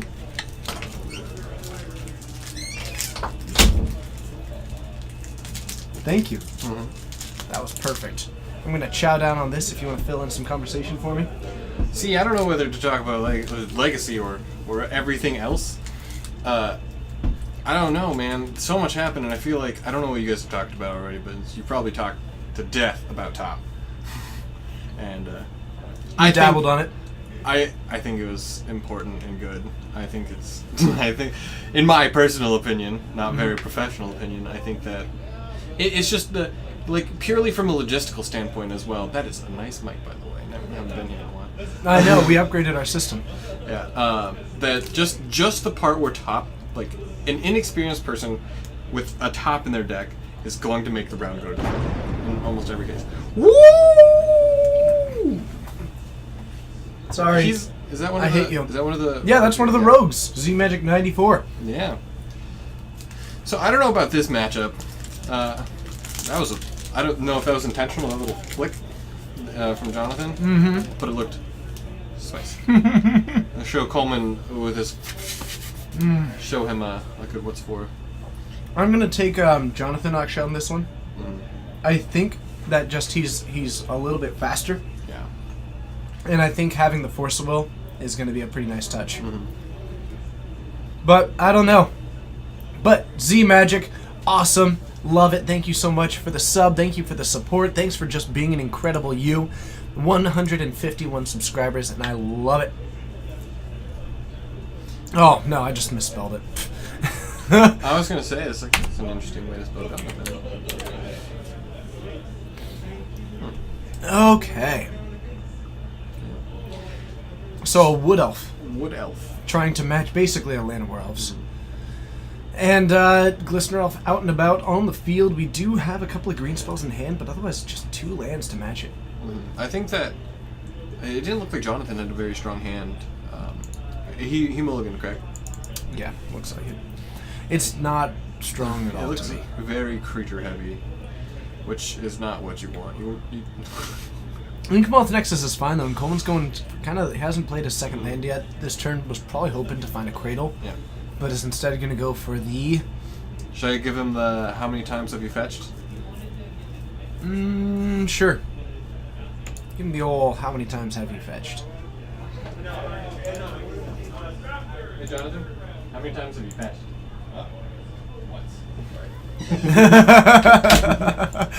I love it. I gave him the winky thumbs up. Did you? How many times have you fetched? So another lane coming down, we do actually, I mean, Inkmoth Nexus has nothing in its way right now. Yeah. If Jonathan has it, Jonathan has it. And I don't think he has it. Well, he's activating. That's step one. that is. He's declaring attackers. There isn't step Invigorate. 2. Actually, he does have it. He's loaded up on it. This is just straight turn. Warp. Oh man, get turn 2'd. All right. Legacy is a fun and interactive format. Legacy is the neatest. In fact, just jam-a-lamas for the win there. Boom. That's a hit for 18. You know, it is one of my favorite feelings in Magic, is just to look at your hand and being like, I won this game. It was a turn 3. Was it turn 3? Yeah. He Lame. played his third lane. Oh, he was attacking with the Inkmoth Nexus. Right. You're right. You're right. The turn 3 Dungaree. I don't know. Do you know Jamboree. Do you know what dungarees are? Nope. They're like suspenders. Well, Like, it certainly held us in It's where your suspense. pants go up to your shoulders. Well, it held us in Or is suspense. it dungaroos? Dungaree. I don't know. It's a not here thing. The turn 3 Jamboree. Mm-hmm. That's a little bit better. Oh, man. Actually, Force of Will doesn't shut down. In fact, I mean, Force of Will just like... Force of Will's a good card. Yeah. It ain't bad.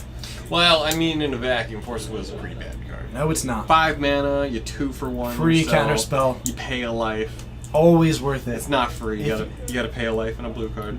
Even in a vacuum, Force of Will is a great card. But it's not value. That doesn't... Not every card is... It's a necessary. Daze is first also a of all, terrible if card. a card isn't value, then it's a bad card. I learned that from the President Rhino. All hail Rhinoceros Commander in Chief. Oh, man.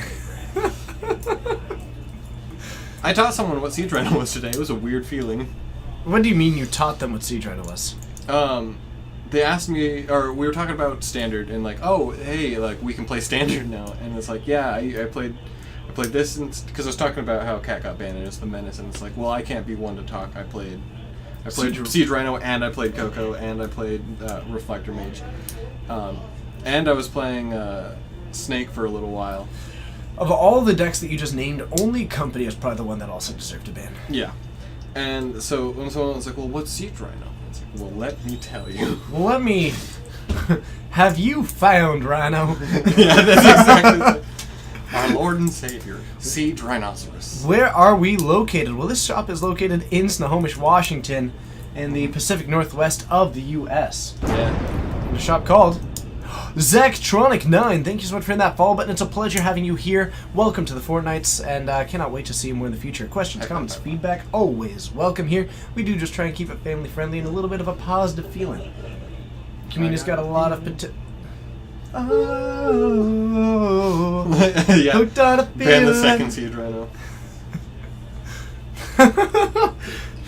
You know, there's got to be. You can put 4 in the deck, you just can't cast a second one. I wanna see like a. If Make Rhino I'll legendary. just do this. Frontier. Yes. Approach the second sun. Siege Rhino. Second Siege Rhino. Second sun. It's a work in Approach the progress. second Siege Rhino. Exactly. Nice. Yeah. I really enjoy that. So, I love that you're asking questions, but you're tagging the wrong person. Yeah. Doro is very far away from me. I think Doro lives on a houseboat somewhere in the Pacific Ocean. Actually, Doro is a houseboat somewhere in the Pacific. Oh, okay. I got confused. Yeah, it's actually it's a is pretty the confusing houseboat, okay. situation. The problem is that originally he actually started out as a brick house, but he decided that since he was built like an Amazon, he might as well be on the Amazon. So he's been going on a journey He's too. Mighty Might. I love that song. It's so good. I played it for my parents the other night. No, it's Oh, so don't good. be sorry. Don't be sorry. It's funny that he is in fact our most like active mod. Doro is Never the been here. Doro is lead mod. Doro, don't ever sneak in here. Like if you're coming here, let us know. I'll give you a high five. And a Siege Rhino. Promise. So, a Death Threat Shaman going down, but is it possible to get Stoneblade if we have it out there? I'm sure Steven here might be able to take a look, or I will try to take a look. Thank you so much for the follow. Yeah, don't worry about messaging mods. You're great. We've got the Glistener Elf out. Coleman does have the Heritage Druid, does also have the Guy's Cradle.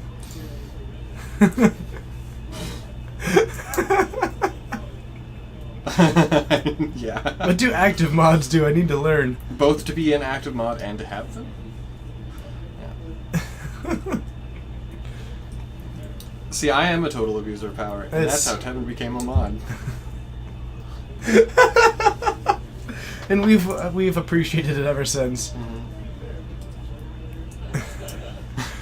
Man, that's such a sad quote. Tevin is amazing. Tevin's amazing. I'm pretty sure that I said that. All the other co-hosts are just brutal to Tevin, because Tevin's brutal to all the co-hosts. Exactly. Oh, we forced the Metal Sentinel pitching the probe. Love Soon it. to be when that's Monday, right? Or it's the 28th. What day is it today? That's It is the 28th. restricted in vintage. Is it vintage? Yeah. Oh, right. No, it's not in. It's legal I'm- legacy. It's been a blasty blast. And Yeah. that card's now restricted in vintage, banned in modern. That card's playable nowhere except for legacy. Doro, now you told us. I won't be surprised. I'm on to you now. So, double Heritage Druid, though, if that's what's happening, I'm super excited about that. We do have a Noble Hierarch joining this Glistener Elf. We also do have an Inkmoth Nexus. So he's super close to just Jamalaman for the win. yeah, both of them. Yeah. Yeah. If you're attacking right now, Yeah. What do we got in Jonathan's hand? He's really good at keeping these cards like hiding. a true shark, absolutely. So he's got a wasteland. He has a brainstorm. Also, Coleman's got a morph creature. It could be anything, even a Is that a Doro. morph creature? Yeah, it could even be Doro.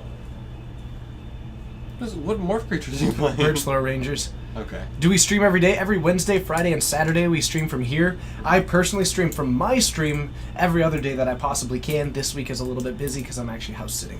There's a scrolling. It's right there. It's going right now. Yep. Mhm. Yep. And then I stream from home. I try to stream every other day, but that one's inconsistent because I have a really...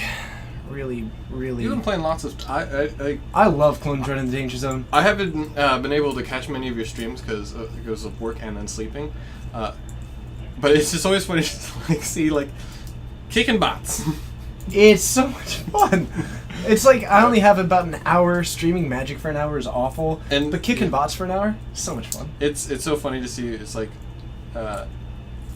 Red Baron MTG is trying out Undertale, and it's like Red Baron MTG kicking bots. Kicking bots. So, Coleman. Having the morphed creature, the Birchlow Ranger of Could all be things. anything. Even Doro. It is especially though. Wow. Counterspell one, the redirect one. Oh, it's always. That one. Yep. That I can't remember. The That's name of. okay. Willbender? Wheelbender. It's always Wheelbender. Why not? Why not? William Bender. Bill Bender. So, the Inkmoth Nexus, looks like we are going to be attacking with that one. That's going to put Coleman up to 5 infect. Notably, Coleman looking for something to do with all of his mana. Yeah, he's got all of it. He's got mana. Oh, he taps for all of it. Spends it all, flips the Birchlow Ranger. Alright. That was at the end of his turn. A Dryad Arbor and a fetch land in Coleman's hand. Feeling pretty good about that one, I imagine. Yeah. Yeah. Did you guys talk about the future of Legacy? Very little. No, very little. Yeah. I just want to see all the what can be. Oh yeah, I'm excited about the potential Mm-hmm. because we have a format which isn't going to have any massive pro level tournaments like it does in Yeah. that, for a little bit. And while there is a tournament this weekend, the Magic Card Market in Europe, and there's GP Vegas, we're going to be as close as we can possibly get to a not quickly solved format these days. Yeah. Without a lot of pro attention. It Legacy also doesn't get played that much online either. Like, not compared to Modern. Yeah. So we are at 9 poison. Do you think Coleman can do it this turn? If he can get a Green Sun, a Natural Order, and it not get countered, and then he gets, Greater Hoof, then yes. Otherwise, Natural Order is pretty good. there's the Green Sun. I don't know if he can tap for enough mana for the. Oh, he definitely can. Because he's got 4. Guy's Cradle's pretty good. Yeah, he can play the. Problem is that is it enough to get an He has to 11 play damage? the Dryad I think so. Arbor. I think playing the Dryad Arbor. So that taps for 5, and 6, 7, 8, 9, 10. Yeah. Because he. 10, 11 with only 2 power in blockers. As long as there isn't a forcible, I think. Well, he doesn't Coleman need has it. blockers. He just needs to win. 5, 6, 7, 8, 9, 10. Green Sun for 8. Awkward. No, he had 1 floating Yeah. mana from that Green Sun Zenith. But it means. Is it lethal? No. Because his creatures will get +5/+5. Correct. +6/+6. That is lethal. I don't- No, because it does not have haste. No. That one oh no, it does not give him haste. So this is 1, 2, 3, 4, 5, 6. This is an 11/11. It does kill the 2 creatures, and Coleman is going to attack. It kills 1. He only needs to block with 1. Possibly he doesn't. Nope. Well, I mean, all he needs to do is the Inkmoth Nexus hit. And you're at 2, pass back. What will Jonathan do? Does he? yeah, I think he activates the Blink Moth and attacks for 1. I have to agree that does seem like the likely play. Ah! Wow, excellent play. Saw by- the winning line. Jonathan saw the line, yeah. It's important to remember that you can attack. I mean, we come from a good group of EDH players. How many times have people not attacked for the win? See, I that's just like, it's not me forgetting. It's me not doing it. That's probably I fair. I awkwardly had to play a 1v1 game, and I didn't know what to do because my general EDH game plan is like, Wait. yeah, don't do anything until someone starts to like, until the game needs to end, and then I'll try my best to end the game. Yep. But like, if no one ever attacks me, I'll never attack. See, you're exactly like this is why we had such a good EDH group because we play Magic the exact same way. I've had an interesting experience going around to different game stores and playing EDH, and it's just like I've had guys like turn 1 play a mana dork, turn 2 like play a dude with haste and attack me. And it's just like, are you attacking me with a 2/2 for 3? That sounds awesome. It's like in green though. It's like That sounds awesome. It's like, this is a 4-player game, and you're attacking someone on turn 2. This sounds like exactly how Okay. I've played it. It's like, all right. It's like I'll take 2. All right. All right. Well, I'm So- gonna go find another match and also go home because I have to wake up in the morning. Wonderful. Well, I mean, most people wake up in the morning, We'll see you. but I have to. Thanks for stopping by.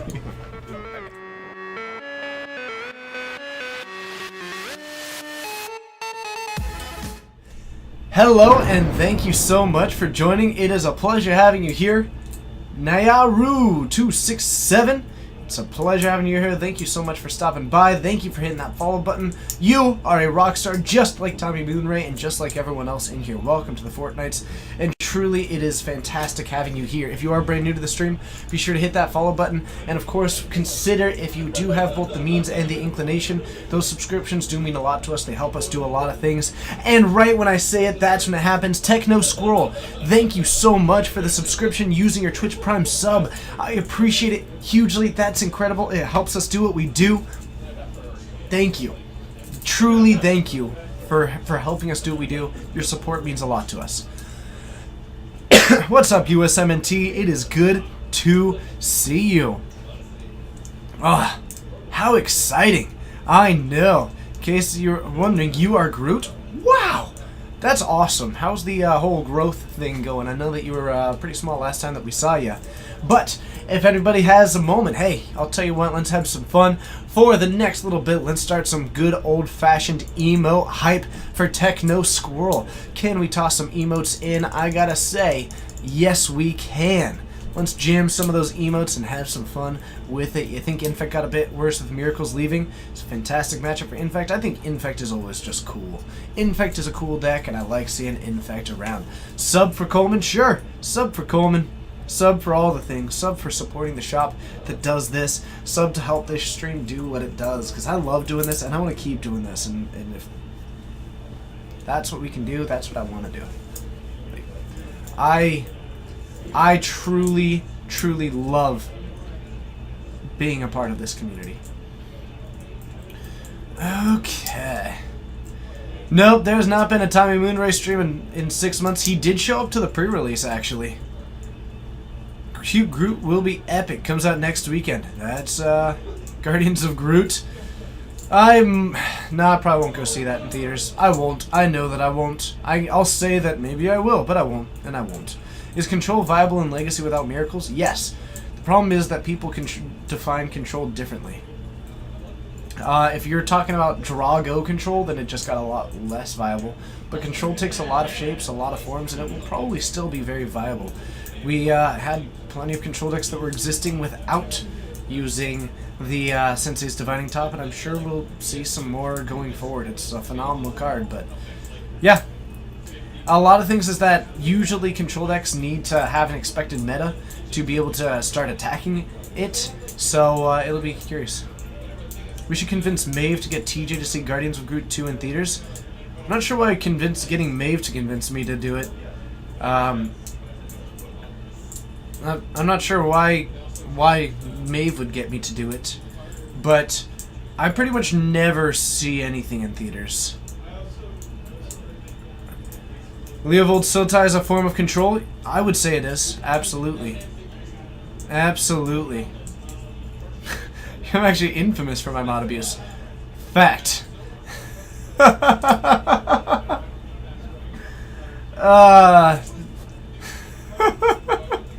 Oh, Black Iron Barkus. I hope you're still around. Please come back. Come back. It's like the end of Titanic. How does chat think Allurin would stand in the meta with Miracles being out? It's a good question. Allurin is a pretty sweet deck. Ah, nice. Okay, you're back. I'm glad that you're back, Black Iron Barkus. You're just gonna jam Miracles with Susang and Scroll Racks. Nice, Ace the Mind Sculptor. I dig it. I'm just gonna keep on playing Burn whenever I do play Legacy. But I don't play much Legacy these days because, well, it's Legacy night here at Geek Fortress, and where am I? Let's see here. Well, let's pretend like my watch is a map. Now, let's see. It says you are here. Seems like it makes a pretty good map to me. Here I am doing the stream, and that's why I don't play a whole lot of Legacy these days, but I do like it as a format, and I just do love watching Magic. Watching Magic, being a part of Magic, and being part of this community is what I love, and it's what I do, and it's what I'm going to keep on doing. Burn just got better. Burn just got worse. Burn is just as awesome as it always was, and that's what it's going to keep on being. But thank you, everybody, for being here, and thank you for being patient as we try and get another match going on here. We're in round 3. We are going to have a round 4, so stick around for that one. But we've got a little bit of time. We're going to try and find another match for the stream, whether or not it's an exhibition match or potentially just a game 3 from another match. We're going to try and get something for you, so stick around. When will we get Tommy Moonray on the feature match? I've only played in the store in like a dozen events since this stream started, maybe less than 2 dozen. So I suppose Tommy Moonray could probably make an appearance, so it'd have to be on a day where I'm not in. So I suppose it's possible.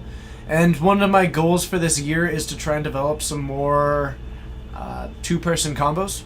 So if you ever do have some ideas for 2-person pairs that you'd like to see streaming together, always feel free to send a tweet to me at RedBaronMTG, and I can do my best to try and put it together. You can either send a tweet or you can just send me a message on Twitter, and I'll happily respond to that as well. But if you have like these combos that you'd like to see, I can certainly try to get those ones going for you, because I'm working on trying to develop some things, so that I can potentially try and build, you know, more different teams to where we can get some other people to get really involved in the community, and also just to help create sort of this legacy plan to where I can keep moving forward, and you know, as I come up with, you know, one of my goals is to eventually do some commentary for some other places, and I would keep doing it here, but it would mean that I wouldn't be here sometimes, and I want to make sure that the stream can continue going at those times. Let's see here. You hear Tommy Moonray hates red? Well, Tommy Moonray actually almost exclusively plays 5-color and colorless at the same time, but he makes concessions based on competitive viability. But Tommy Moonray is absolutely, he transcends the colors. Think of him sort of like Eldrazi of rock and roll. He travels from world to world, consumes all the rock that he can, gives it all back, and he transcends the colors of mana for the most part. Have I seen the Vial Smasher burn? I have. I do love it, actually. It looks pretty cool. Tommy Moonray and the shop owner Dylan, that seems like a fun one. I would love to do more commentary with Dylan. He's a lot of fun. He's just normally running the shop. How do I feel about Standard with the new set? You're pretty pumped for it. Got a Naya Human and Esper Control brewed up. I think I'm excited. What was it? 2 days ago? 2 days ago I became excited about Standard because the cat was banned, and now suddenly, for the first time in a while, Standard is worth caring about to me. Because before it was just such an absurdly boring format, and I'm sorry to people who did enjoy that format, it just wasn't like my favorite. Bring in you and Doro to host. Him squelching you in real life with his foghorn and Tevin simultaneously timing you out in chat. I would do that. Yeah, that sounds fun. I would do that. That sounds like a lot of fun. Yeah. Sounds cool. I'm so excited, man. I know that I say this a lot, everybody, but I can't tell you how much I appreciate you all. It sounds so simple, but this is such a big deal to me. And I've put a lot of myself into this stream, and a lot of other people have put a lot of themselves into this stream, and I cannot tell you how validating and how incredible and how exciting it is every single time one of you tunes in. And I am constantly in awe of all of you. So I know it's sappy, but I just every now and then I catch myself thinking about where I am in life, and like I just turned 25, and as I thought back on the year, this was the greatest year of my life. And a huge portion of that has to do with being a part of this stream with all of you. So thank you so much for letting me follow something that is an enormous passion of mine, and thank you for supporting me at every step of the way, and thank you for helping push all of us to collectively be better, and thank you for letting us try and be better. So I know that this is me getting sappy, but this community has become such a phenomenal part of my life, and I only want to become more and more involved with it, and I only want to make more and more content, and I want to keep trying to have as much of a positive influence on this community and everything as I can. Am I leaving? I'm not leaving. I'm just appreciative. Thanks, Yoshi, man. Am I leaving? No. I'm staying. And I'm not going anywhere. Thanks! I appreciate that. I hope that I do too. Feel free to send a tweet to them and let them know. Let them know that you want me to be there. Can't hurt. But I want to be a part of this community in every way that I can, and if I can do commentary in other places as well, then I'm going to. But I'm going to do everything in my power to make sure that I'm still doing this stream, and that when I'm unable to, that someone else is doing this stream, because this stream is incredible. It's my favorite, and this is nothing against anyone else's, but this is my favorite stream on all of Twitch. I think the community around it, the viewership is incredible. The people who are working on this stream with me every day, or at least most of the week, are phenomenal. Man.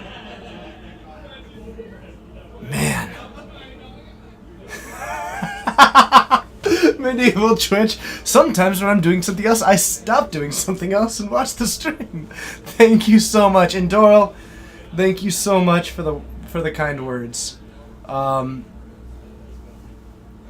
I don't know. I had to get that out. I had to get it out. I've been thinking about it a lot, especially when I just started reflecting on the last year. And I know that I say it a lot in a shorter way, but I had to take a moment and just try and express to you all what this means to me, because it's so hard for me to put into words truly what this is. You remember when this was a supply closet stream? I'll tell you all a secret, and don't tell anybody that I told you. Okay? Don't tell anybody that I told you, but it still is. Shh. You come here because you asked for feet and this beautiful soul delivered. That's right. Oh man, that was great. Oh, goodness gracious. How was my birthday? My birthday was wonderful. I got to see some friends. I got to have some dinner with my family, and it was overall just phenomenal. Unfortunately, I have to leave for the night. Probably better. Have a good night, Black Iron Barkus. Be amazing, because I know that you are. Yep, this is still right where we started, and we'll see. We've got plans. We've always got plans here at Geek Fortress, and I can't wait to see what comes of them. Let's see what we got for matches. Coleman! Coleman! Coleman! Coleman! It's not very effective. He's too far away. Gotta say, it's your favorite stream on Twitch too! Thank you so much. Well, that seems like a good time to drop in that little bit of a knowledge bomb that you can come and join us on that super sweet Sunday. Be there or be square. You don't want to be square. You want to be around because you want to be here on Sunday beginning at noon Pacific time. It's 10 o'clock p.m. now, so just rewind the clock 10 hours and then wait 2 days. Show up here at noon. It'll be great. It'll be amazing, and it will be a good time all around because a modern GPT for GP Vegas, the last modern GP ever, or GPT ever at Geek Fortress. So we will have some legacy ones are going to be happening and happening. It is going to be Coleman and I showing up, showing down, and making it go all around as we see the Swiss rounds find our way to the top 8, which we will also be commentating. It's going to be great. It's going to be awesome, and it is going to be a treat for the whole family. Bring your friends, bring your pets, and of course, bring anybody that you see. Go to the streets. Tell them, hey, come check out this Geek Fortress stream because they are the illest in the nation. That's true. I have been described as the illness in the race. It's the Twitch stream sensation. 20 minutes left. How are we doing on matches? We are going to the next round. Dang. So maybe Wizards was onto something about this whole top taking forever thing. Do we ever host RPG board gaming events at the Geek Fortress? We have done some in the past. We are working on some at the moment. We have previously done some D&D nights. So usually it's a matter of interest, but we are certainly open to the idea of communicating with Dylan to see what kind of things, like letting people know that letting us know that you're interested in it is a huge step into getting those happening more consistently. I am not wearing green all over, but my drink is. Wow, that's a delicious bottle of water. Actually, you know what? Jones Soda's local. Yeah. Jones Soda, everybody, check it out. This place, amazing. The guy who delivers it to us, incredible. Also plays Magic. Yeah, he's pretty hugely amazing person. And Jones Soda's just a good company. I know that we're not sponsored by them. I should talk to them about that. Yeah. But nonetheless, check it out. It's delicious, and if nothing else, it will be wildly nostalgic to you. Nothing but deliciousness in a bottle. And unless, of course, you don't like it, then don't drink it. Drink something else. Enjoy yourself. Treat yourself. Okay, but anyway, I got your finals. Dang, tell me more about it. You got Jonathan facing the wall. Wow, he's on a winning streak. Yep, he is the only undefeated player. Wow. And otherwise we got... Corbin. Really?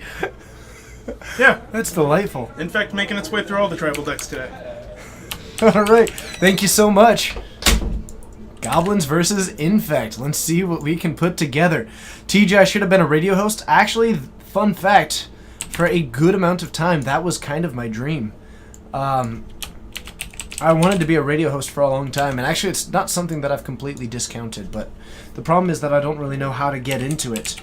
But I'd love to do it, and actually I want to do a podcast. Okay, is there back in a time what's to come in Legacy? Hey, only you get to decide that. What's up, Jesse? It's good to see you. Skelly, I'll talk about that in a moment, actually. But let's head on down. We will see you there. Infect versus Goblins. It's time to vote. I'll go ahead and let's see what we got. I'll give you all 120, and it's time to do it again. Vote for who you think is going to win. That way you get bragging rights when you're eventually right. We'll see you there.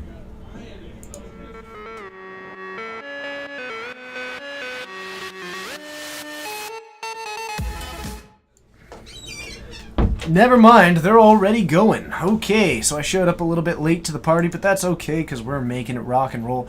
We do have an Ether Vial from Corbin to kick things off and an Noble Hierarch from Jonathan. Otherwise, it looks like we are all caught up at this point. The Magic community is being destroyed by competition. Actually, living in the Pacific Northwest, we are absolutely... Our cup overfloweth with Magic stores. In fact, there are probably a dozen stores that I could drive to within a half an hour of here. But they all seem to actually coordinate with each other pretty well, and we have a decent player density. But all the stores tend to play nice with each other, so to speak. We've had a pretty incredible experience with different stores coordinating their large events around each other to not interfere with each other. And I'm sorry to hear that level of communication isn't happening in your area, because it is something that has benefited every store in the area to help each other out. Nicely done, Jesse. By the way, Jesse, as always, it's so good to see you. I hope you're having a wonderful day, wherever you are. I know where you are. You're in 153 subs, everybody. Thank you so much. We're still a long ways off of our goal of 200, but maybe we can get there eventually.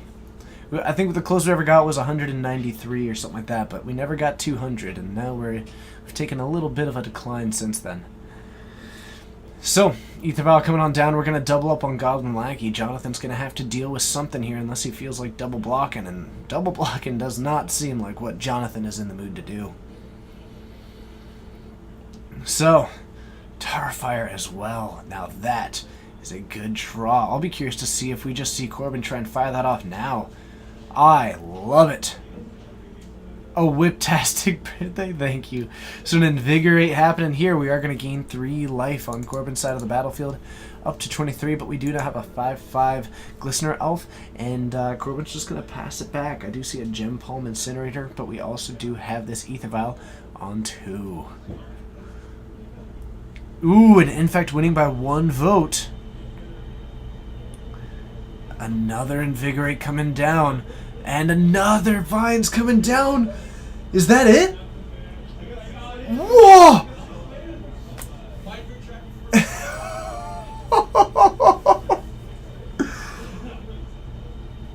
Oh, wow, Jonathan. Jonathan crushing it again with the turn 3. What a way to go. Corbin tries his best, even leaves back the blockers. Doesn't block and gets severely punished for it. Oh, that is brutal. Wow, wow, wow, wow. My goodness gracious. Golly gee willikers. And a half. Buttoned up with some suspenders. And a belt. Wearing socks and sandals at the beach. Taking a metal detector to look for the pier, which was buried because the beach hasn't been used in 20 years. Because the beach was wearing suspenders. Wow. Corbin playing 4D chess with the no blocks. Yeah, it does seem to be the case. Unfortunately, he went a little bit backwards in time and took himself straight back to no wins. Woo! That's what you get for not blocking? No joke. No joke. How long can I keep that extended metaphor going? I decided to end it, but pretty much however long I won't. Elspeth Knight Aaron, it's been so long since I've seen you. Welcome. It's good to see you. I hope that you're doing well. I hope the underground is treating you nicely. Looks like a Blood Moon coming in for Corbin. Liking that one. It's a good answer to the Inkmoth Nexus. Doesn't actually inhibit Corbin very much. I dig it. I think I'm searching right through that luggage. One man's trash is another man's company. Are those some cheers? I can't tell. I think so. Doro, are you cheering for us? Thank you so much. I appreciate it. Scarce Satsuma. Satsuma is such a fun word. I think every time that I see your name, or at least the first time I see your name, I mention about why Satsuma always like rings out to me, and it's because of the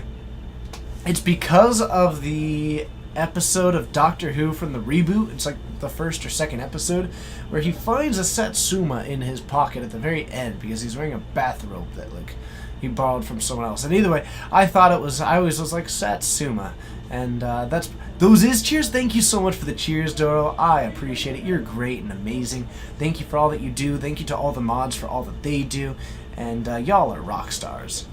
I'm almost done building Shardless Bug. You don't have duels, but that's okay. Does the deck look alright post-ban? Yes, it does. Yes, it does. But it also means that you have pretty much the shell to go into almost any bug shell that you want, which means that you've got a lot of options, either through Delver, through Shardless, and through the Leovold True Name deck. But to all the men, women, and children in this stream, thank you for joining us here for the finals. Jonathan taking game 1. It was the favorite by chat's prediction, which means that Corbin is the underdog. What's up? It's good to see ya. How you doing? It's always nice to see a digital smile on your face. Smiles are so good. You're playing in the Legacy GP trial tomorrow at Berkeley, California. Hey, good luck to you. Good luck to you. Okay. Oh, nice. Fantastic.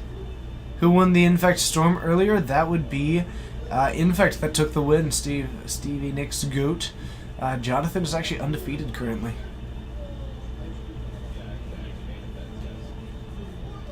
No Pharaoh hat tonight? Not tonight. Not tonight. Alright, so we've got, looks like a Berserk, a Blighted Agent. We do have a Vines of the Vastwood as well, a Spell Pierce, and a Ponder. Huh. Otherwise, Corbin looks to have a Goblin Matron and Ether Vial. Might just be keeping it based on the Ether Vial and that Goblin Lackey in hand. Don't have anyone in the booth with me tonight. I've had Coleman and I've had Stevens floating in and out, but not really tonight, no. Everyone's been pretty busy lately, so I'm just kind of rocking and rolling with what I do, and I guess I've gotten a decent amount of practice with it, so hopefully, while I do prefer streams with myself and a co-host, hopefully I've at least become proficient. You know what I need to do? I need to like reach out to like Cedric Phillips and Rich Hagon and Marshall Sutcliffe and all them, and actually just ask them for some solid advice.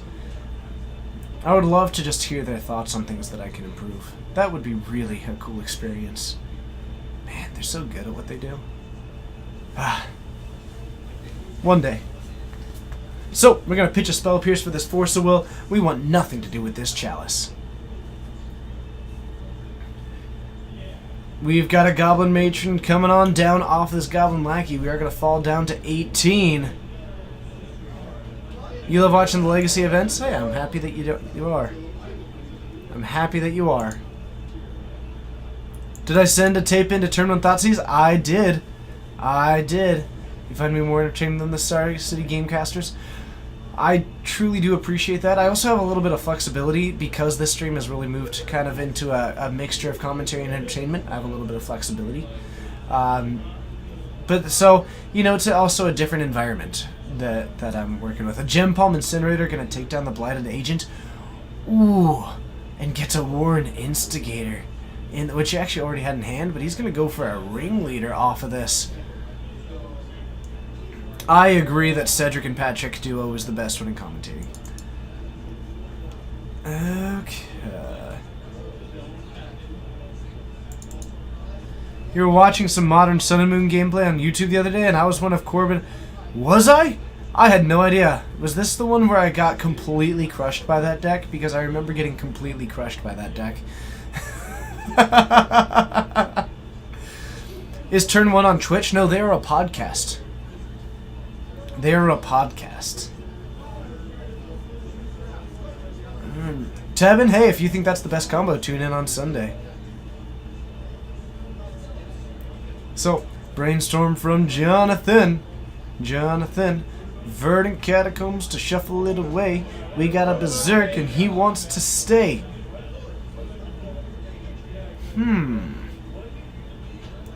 Though Corbin's taking out creatures, that means he gets to play. I'm not sure why he's still at 23. He's actually at 20. But I'll tell you what. Cedric, Rich Hagon, Marshall Sutcliffe, Randy Bueller, BDM, Patrick Sullivan, Ryan Overturf,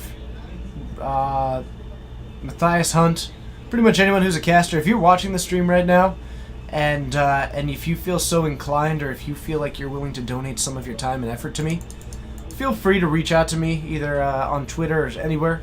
If you have any feedback for me and things that I can improve, that would be pretty incredible for me. So thank you. All right, so we've got an Aether Vial down. We've got Skirk Prospector on the battlefield. We have got Goblin Ringleaders, Goblin Matrons. We have got Warren Instigators. We have got Goblin Lackeys. And on Jonathan's side, we are stuck with a crop rotation for an Inkmoth Nexus. Now, if Jonathan has got it, which we do have the Berserk in hand, and Corbin tapped out, actually, maybe not tapped out. Remember this Skirk Prospector. Ryan Overturf works at your LGS? Well, I'll tell you what. I actually spoke to him when I was in San Antonio. If he has ever got some feedback for me, I would happily hear it. Very happily hear it. Okay. So, Gitaxian Probe taking a look at that Matron. We've got lots of goblins in that hand. And another lane coming down, we do have the Berserk. We got the Vines. We could theoretically go for it. The problem is that, and actually, I think we just saw the hand. Checking again. Is there a way to lose? No. Jonathan's got the win. Activate Inkmoth Nexus. Oh, no. Doesn't have enough mana. Doesn't have quite enough mana to go all out with the Vines of Vastwood and the Berserk. So Jonathan is short of actually winning this turn unless he can come up with an extra mana out of nowhere. Slim Shady EMB, that's pretty cool though. That is pretty neat.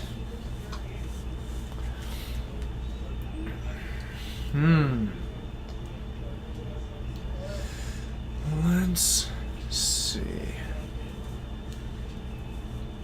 Corbin might just need a Ringleader to find a Tarfire. So in before Elvish Spirit Guide, wouldn't that be something? Looks like it is Corbin's turn again. He gets to untap, gets to attack in. It's a lot of pressure coming in. Jonathan being at 10. I guess that save button didn't click. Hold on. Okay, so we have got some aggression to be had. Firing it off. Sacrificing that for the green mana to get in a Goblin Chieftain. That is 1, 2, 3, 4, 5, 6, 7, 8, 9, 10, 11, 12, 13. I think that's enough. That looks like lethal to me, and I don't think you can block enough of that. You have to get in front of the Warren Instigator with your Inkmoth Nexus. Jonathan picks up the cards, knows what the end looks like, and it looks like that wall of goblins. Goblin offensive, they certainly are. Taking it down for a game 2. Jonathan unable to put down anything in that game. Love it. Love it, love it. Love it or leave it. You better gain way. You better hit bullseye, because this kid don't play. Alright, so at game 3, but Jonathan, now remember, Jonathan on the play is a force to be reckoned with. I don't think we restarted the timer for the round. Perfect. You're at 36. Let me get that timer back online for you all. Sorry about that. So we've got 36 minutes left. It's unlikely that they're going to go to time, so a draw not on the table. These players are playing for the glory. They're playing for the win. They're playing for the store credit, which gets them more of those super sweet cards that we do like to play. Casually dropping almost 30-year-old Vanilla Ice lyrics. You know. Any sneaking show in the house? Not that I've seen tonight. Does Elves beat Goblins in Legacy? Usually. I think, I mean, as we talked earlier, we were talking about Pyrokinesis. Becomes a pretty big, you know, hedge in that matchup. Okay. Yeah, Null Rods. Oh, and when nature calls, run. Yeah, that's actually good flavor text, too. There's a lot of good flavor text. Quick shout out to all the people who write the flavor text for Magic cards. You make a world out of a piece of paper. Okay. You don't get that anywhere else. You don't get that anywhere else. I dig it. I dig it. I do love dropping me some Ice Ice Baby lyrics. Oh, man. Alright, so Corbin looks like going for that shuffle-a-roo. You shuffle them up. Shuffle them up. There would be Sneak and Show if you still lived up there. Yeah, I'd like it if you still lived up there. Alright, so Jonathan looks to be keeping the 7 on the play. That's a good sign of some pretty potent, powerful plays. Corbin's going to have to come up with something pretty interactive because turn 1 Aether Vial is not going to do it likely. And that is not the hand that we're looking for. No land and a Chalice. Neat. Really neat, except for the fact that it's not particularly useful. Corbin shuffling him up, going down to 5. Not looking like the way that you want to end your night. And Jonathan looking like he's going to be sweeping the floor with Infect for the night. This deck has been on camera 3 times, and every time that it shows up, it just takes care of business. We've got a pretty rough hand here, but it's going to have to do a Wasteland, so maybe hoping that Jonathan's hand is dependent on an Inkmoth Nexus. We are going to see, looks like Chalice of the Void, Pyrokinesis, Cavern of Souls, and Wasteland. So we are looking at potentially a way to drop down a Chalice on 1 early on and Pyrokinesis any creatures that are on the board, plus having a Wasteland to take down an Inkmoth Nexus. As far as your 4-card hands go, this is about as good as you're going to get. You never thought funny flavor texts are the best? No, but I like them. I mean, I like that the variety exists. Phobia17, you're just here to say hello? Well, hello to you. I hope that you're having a wonderful day, morning, night, whatever it is, wherever you are. I hope that whatever it is, and whenever it is, that it's incredible. And I know that you will be. Where are Corbin's Gym Palm Goblins for uncountable removal? Well, they're at the top of the library, hopefully. I guess he also needs red. Cavern of Souls coming down in a Goblin Lackey. What a draw. Getting something that's in the way. He's probably going to be blocking decently aggressively. No goblins to be put into play off of this. So looking to just get in the way. GPT on Sunday? Yes, it is. Yes, it is. Phobia17, thank you so much for the follow. It's a pleasure having you here. Thanks for stopping by to say hi, and I can't wait to see you more in the future. Yeah, we're maxing our CPU, so my system's a little bit slow tonight. Why are you saying you get out of here? Don't tell them to get out of here. They're great. They are great. Okay. So, a Green Sun Zenith coming on down. Notably didn't use the Pyrokinesis, didn't use the Goblin Lackey for that. What flavors are GPT at? That would be Modern.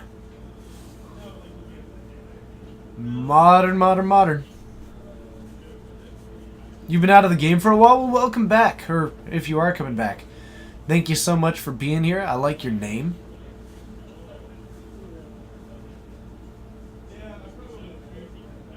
Ah, I see. So, going for the block there, and I think a Chalice on 1 is about to come down. Man, a Chalice on one and then keeping up a Pyrokinesis, if that is in this hand, would just be bonkers. Hey, thank you so much, Jesse. I appreciate that. We are going to get to untap, take it, and take away the blue source. Jonathan's got to play around this Pyrokinesis. That's going to be a tricky one. Attack for 1. Is that enough? We've got that Chalice. I'm sorry, it actually is for 2 because of this Noble Hierarch. So whatever happens is going to need to come up with an answer for that. Looks like we do have a mountain here, possibly drew into another land, which is not going to be what we're looking for.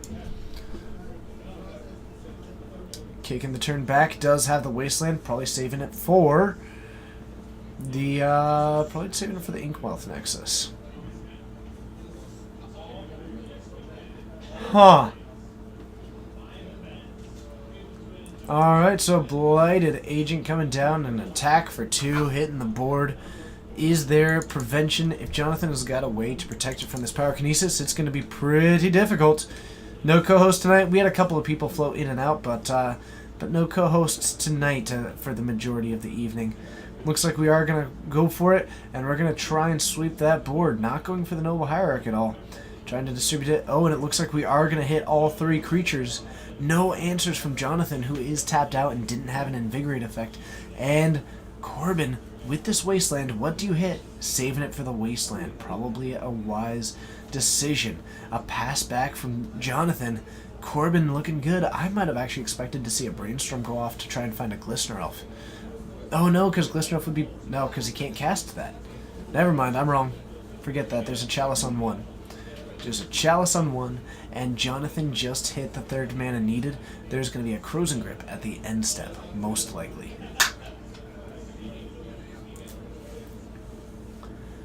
Whoa, that is good. That's a lot of damage coming in. That's actually a pretty substantial clock being developed. We're going to be down to 9 on that side of the field with that Goblin Chieftain coming in. Plus, we do have a double striking Warren Instigator. No goblins to put into play from the hand, but that's still 4 damage pretty consistently. So Jonathan needs to put together something, even if he were to drop down a creature. You gotta deal with the fact that there's 6 damage coming in every turn. Krosan Grip taking down the Chalice of the Void. We're gonna lose that. There is still this Wasteland, so an Inkmoth Nexus isn't gonna do the job unless we see Inkmoth Nexus activate itself and then Vines of the Vastwood to protect it once it's a creature. Dryad Arbor for Jonathan, not quite what we're looking for, but we are going to drop it down. If we are about to see a Brainstorm, I would have liked to see that Dryad Arbor come down 2nd. If there's a fetch land in this 3, it is going to feel pretty bad, but there wasn't, so I guess it works out fine. We do have a Spell Pierce, a Blighted Agent, and a Glistener Elf can cast one of those, likely because you can now cast the spells. I might almost expect to see the the Glistener Elf, and then holding up a Pump Spell, as opposed to the Blighted Agent. But Jonathan might be going for the idea that if I'm not dead next turn, I can win.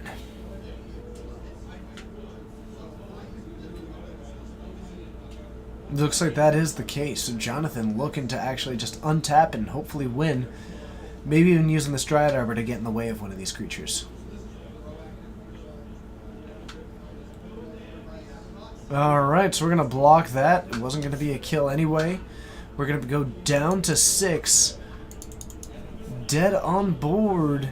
Or potentially dead on board if no blockers are to be had. And Jonathan has an opportunity, and I don't think that the kill is in hand. But we've got ourselves an attack. We've got a kick. Oh, that is a Berserk. If Corbin doesn't have anything, this is it. And it's a Chrome Mox. Jonathan takes it!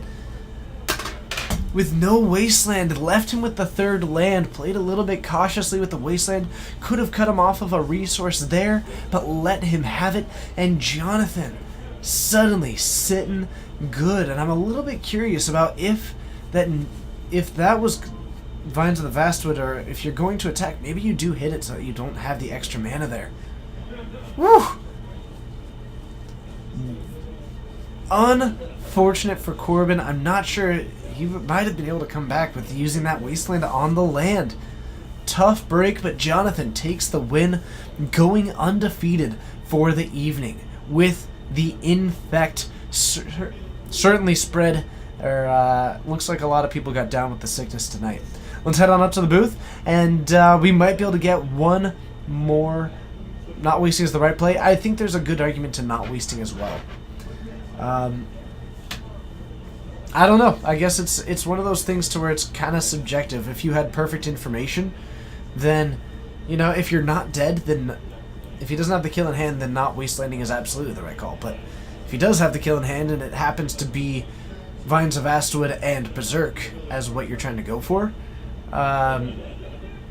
yeah, I think that was kind of the danger, to where taking out the third land was only good if it was Vines of Astwood into Berserk. And that strikes me as one of the least likely sequences of the ones that Jonathan would ideally try to do. So that might be the reasoning behind it. But we are going to head back into the booth, and we're going to see what we can do. If we can get another feature match, we will. Otherwise, we will be approaching the end. We'll find out for ourselves. See you there.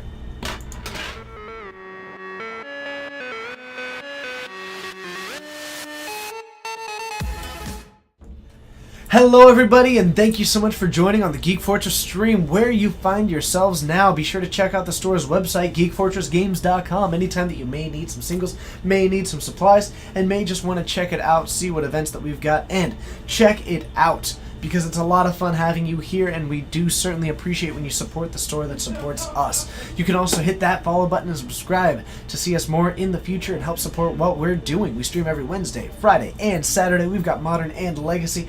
Always a blast. Plus this Sunday. You gotta say it 3 times, because it's 3 times as awesome when people show up for a GPT for GP Vegas. It's gonna be a pretty phenomenal time all around. One of the last Modern GPT here at Geek Fortress, and one of the last GPTs here at the store. I'm excited about it. I hope you are as well. The Eternal, you are our featured view of the day. Thank you so much for being here. It's great having you here, and because you're Eternal, I know that you'll always be here, and that excites me, and you are an exciting person. Thanks for being here. You absolutely matter. Andy Prime could float meta. Actually, kind of. Not really. But yes, absolutely can. Absolutely can. You just kind of got to go it on your own turn. Okay. This one just makes you feel... nice. Alright, so... Ooh, what a name. Larry Action.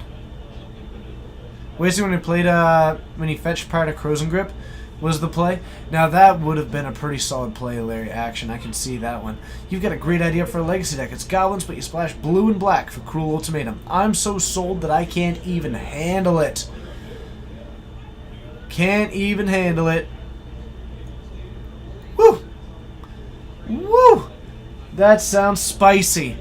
I do love me some Cruel Ultimatum. I bet you could pitch that list to Patrick Chapin and he would play in Legacy. I mean, I don't know why you would ever play anything else. That's just the best thing that's in the field right now. Alright, let's see what we got as far as other matches. Hey Josh. Hello. Are there any other matches? No. Okie dokie. Thank you very much. They're not. Okay. Nice hanger. Thank you. Sarcastic TJ is best TJ? When was I sarcastic? I'm not sure when I was sarcastic, but yes, GPT on Sunday, it's at noon, a modern one. I'm excited for it. You should be excited for it. Come hang out with Coleman and I as we cast our way through the Swiss, not the Alps. That's right, the Swiss rounds. And then we're going to find ourselves in the top 8. Of course, not the Legacy top 8 because that one is banned. This will be the tournament top 8 at the end of that Swiss as players duke it out, fight their way to those buys for GP Vegas, the triple GP, the biggest GP ever if you conclude that all 3 are one GP. And since they all have the same name, I'm going to say that they are. I'm excited. I'll be there, and I hope to see you there as well. But of course, if you are going to be there, why not take a moment to sleep in and get some of those super-duper sweet buys by checking out the Geek Fortress store this Sunday for some Modern. But if you can't, and if you're not going to be here, check out that stream. Watch the players fight it out. The passion, the fury, the emotion. It's all going to be coming down on the field tonight, and it is, sorry, not tonight, Sunday. And it is going to be great. Ah, man. Literally, how do you come up with so many words in such a small period of time? I hope for the best. There's a GPT for Vegas this weekend. Yes, there is. There's a modern one this weekend. And there are 2 Legacy GPTs in May that I'll be trying to stream as well. Lord of the Pit, it's good to see you. Are GPTs fire? Yes, they fire hugely. We get a lot of people. But honestly, I don't know. I just kind of start talking and hope for the best. I think the fact that I've done this for over a year and a half has gotten me a little bit of practice going in. Time to go DM some D&D. Have a good night. You have a good night. Absolutely. When in doubt, sleeve up some Death Shadow or Skred. I believe everything that Elsbeth Knight Errant just said. I like Skred. I like Death Shadow. Both of those are super duper sweet. Yeah. So I hope they're all excited for that one. We are coming towards the end of our stream tonight. I do want to say thank you all for joining us. I'm going to find you a good stream to host you on over to, so stick around. Check out that stream because we only host it to the best of the rest, checking out the best streams you've never seen. And of course, just doing fun things and trying to grow this community. And if you want to help me be a part of that, then definitely stick around, sitting here, and when we host on over, check out another stream. Hit that follow button, show some support, show some love, because there are just some incredible streams out there that don't get the love that they deserve, and we've been so fortunate as to receive the love that you all give us, and that is a big deal to me, and I cannot thank you all enough for it. But it's time to share that love somewhere else. Plus, we've got Modern tomorrow. I hope you're excited for that one as well. Woo! Man, lots of words, little time, always fun things to do. But you know what? There is another Legacy stream on tonight. We are going to host on over to a Legacy stream. It is going to be Tyler James Gardner, someone who just recently started getting back into the Legacy stream, if I am familiar, or if I'm correct, and they intend to be streaming a lot more often. So check it out with me. Hit that follow button. It's definitely going to be a lot of fun. Man, I'm hyped. I'm so excited, and I cannot wait to see you all tomorrow, and I cannot wait to see you all on Sunday. Tyler James Gardner. Alright, everybody, are you ready for some Legacy action? Are you ready for a 10-hour Legacy stream? 10-hour Legacy stream. If you aren't excited about that, I don't know what you will be. You're here watching a Legacy stream that went for 4 hours, and I hope you're hyped. Can you believe when it's going to be 2.5 of the sum of that time? It should be amazing. It should be hyped. It should be incredible, and we should support it because Legacy's sweet, and seeing more Legacy content is sweet. Can we do it? Yes, we can. Let's do it. From all of us here at Geek Fortress, located in Snohomish, Washington, at GeekFortressGames.com. Whether it's good morning, good afternoon, good evening, or good night, it's been an amazing one. You're an amazing one. Just remember that you're a Fortnite. Let's go spread some love to Tyler James Gardner and have a phenomenal evening. Stay amazing. Stay great. I'll see you all next time. Tomorrow, 6 o'clock p.m. We'll see you there, everybody. Good night.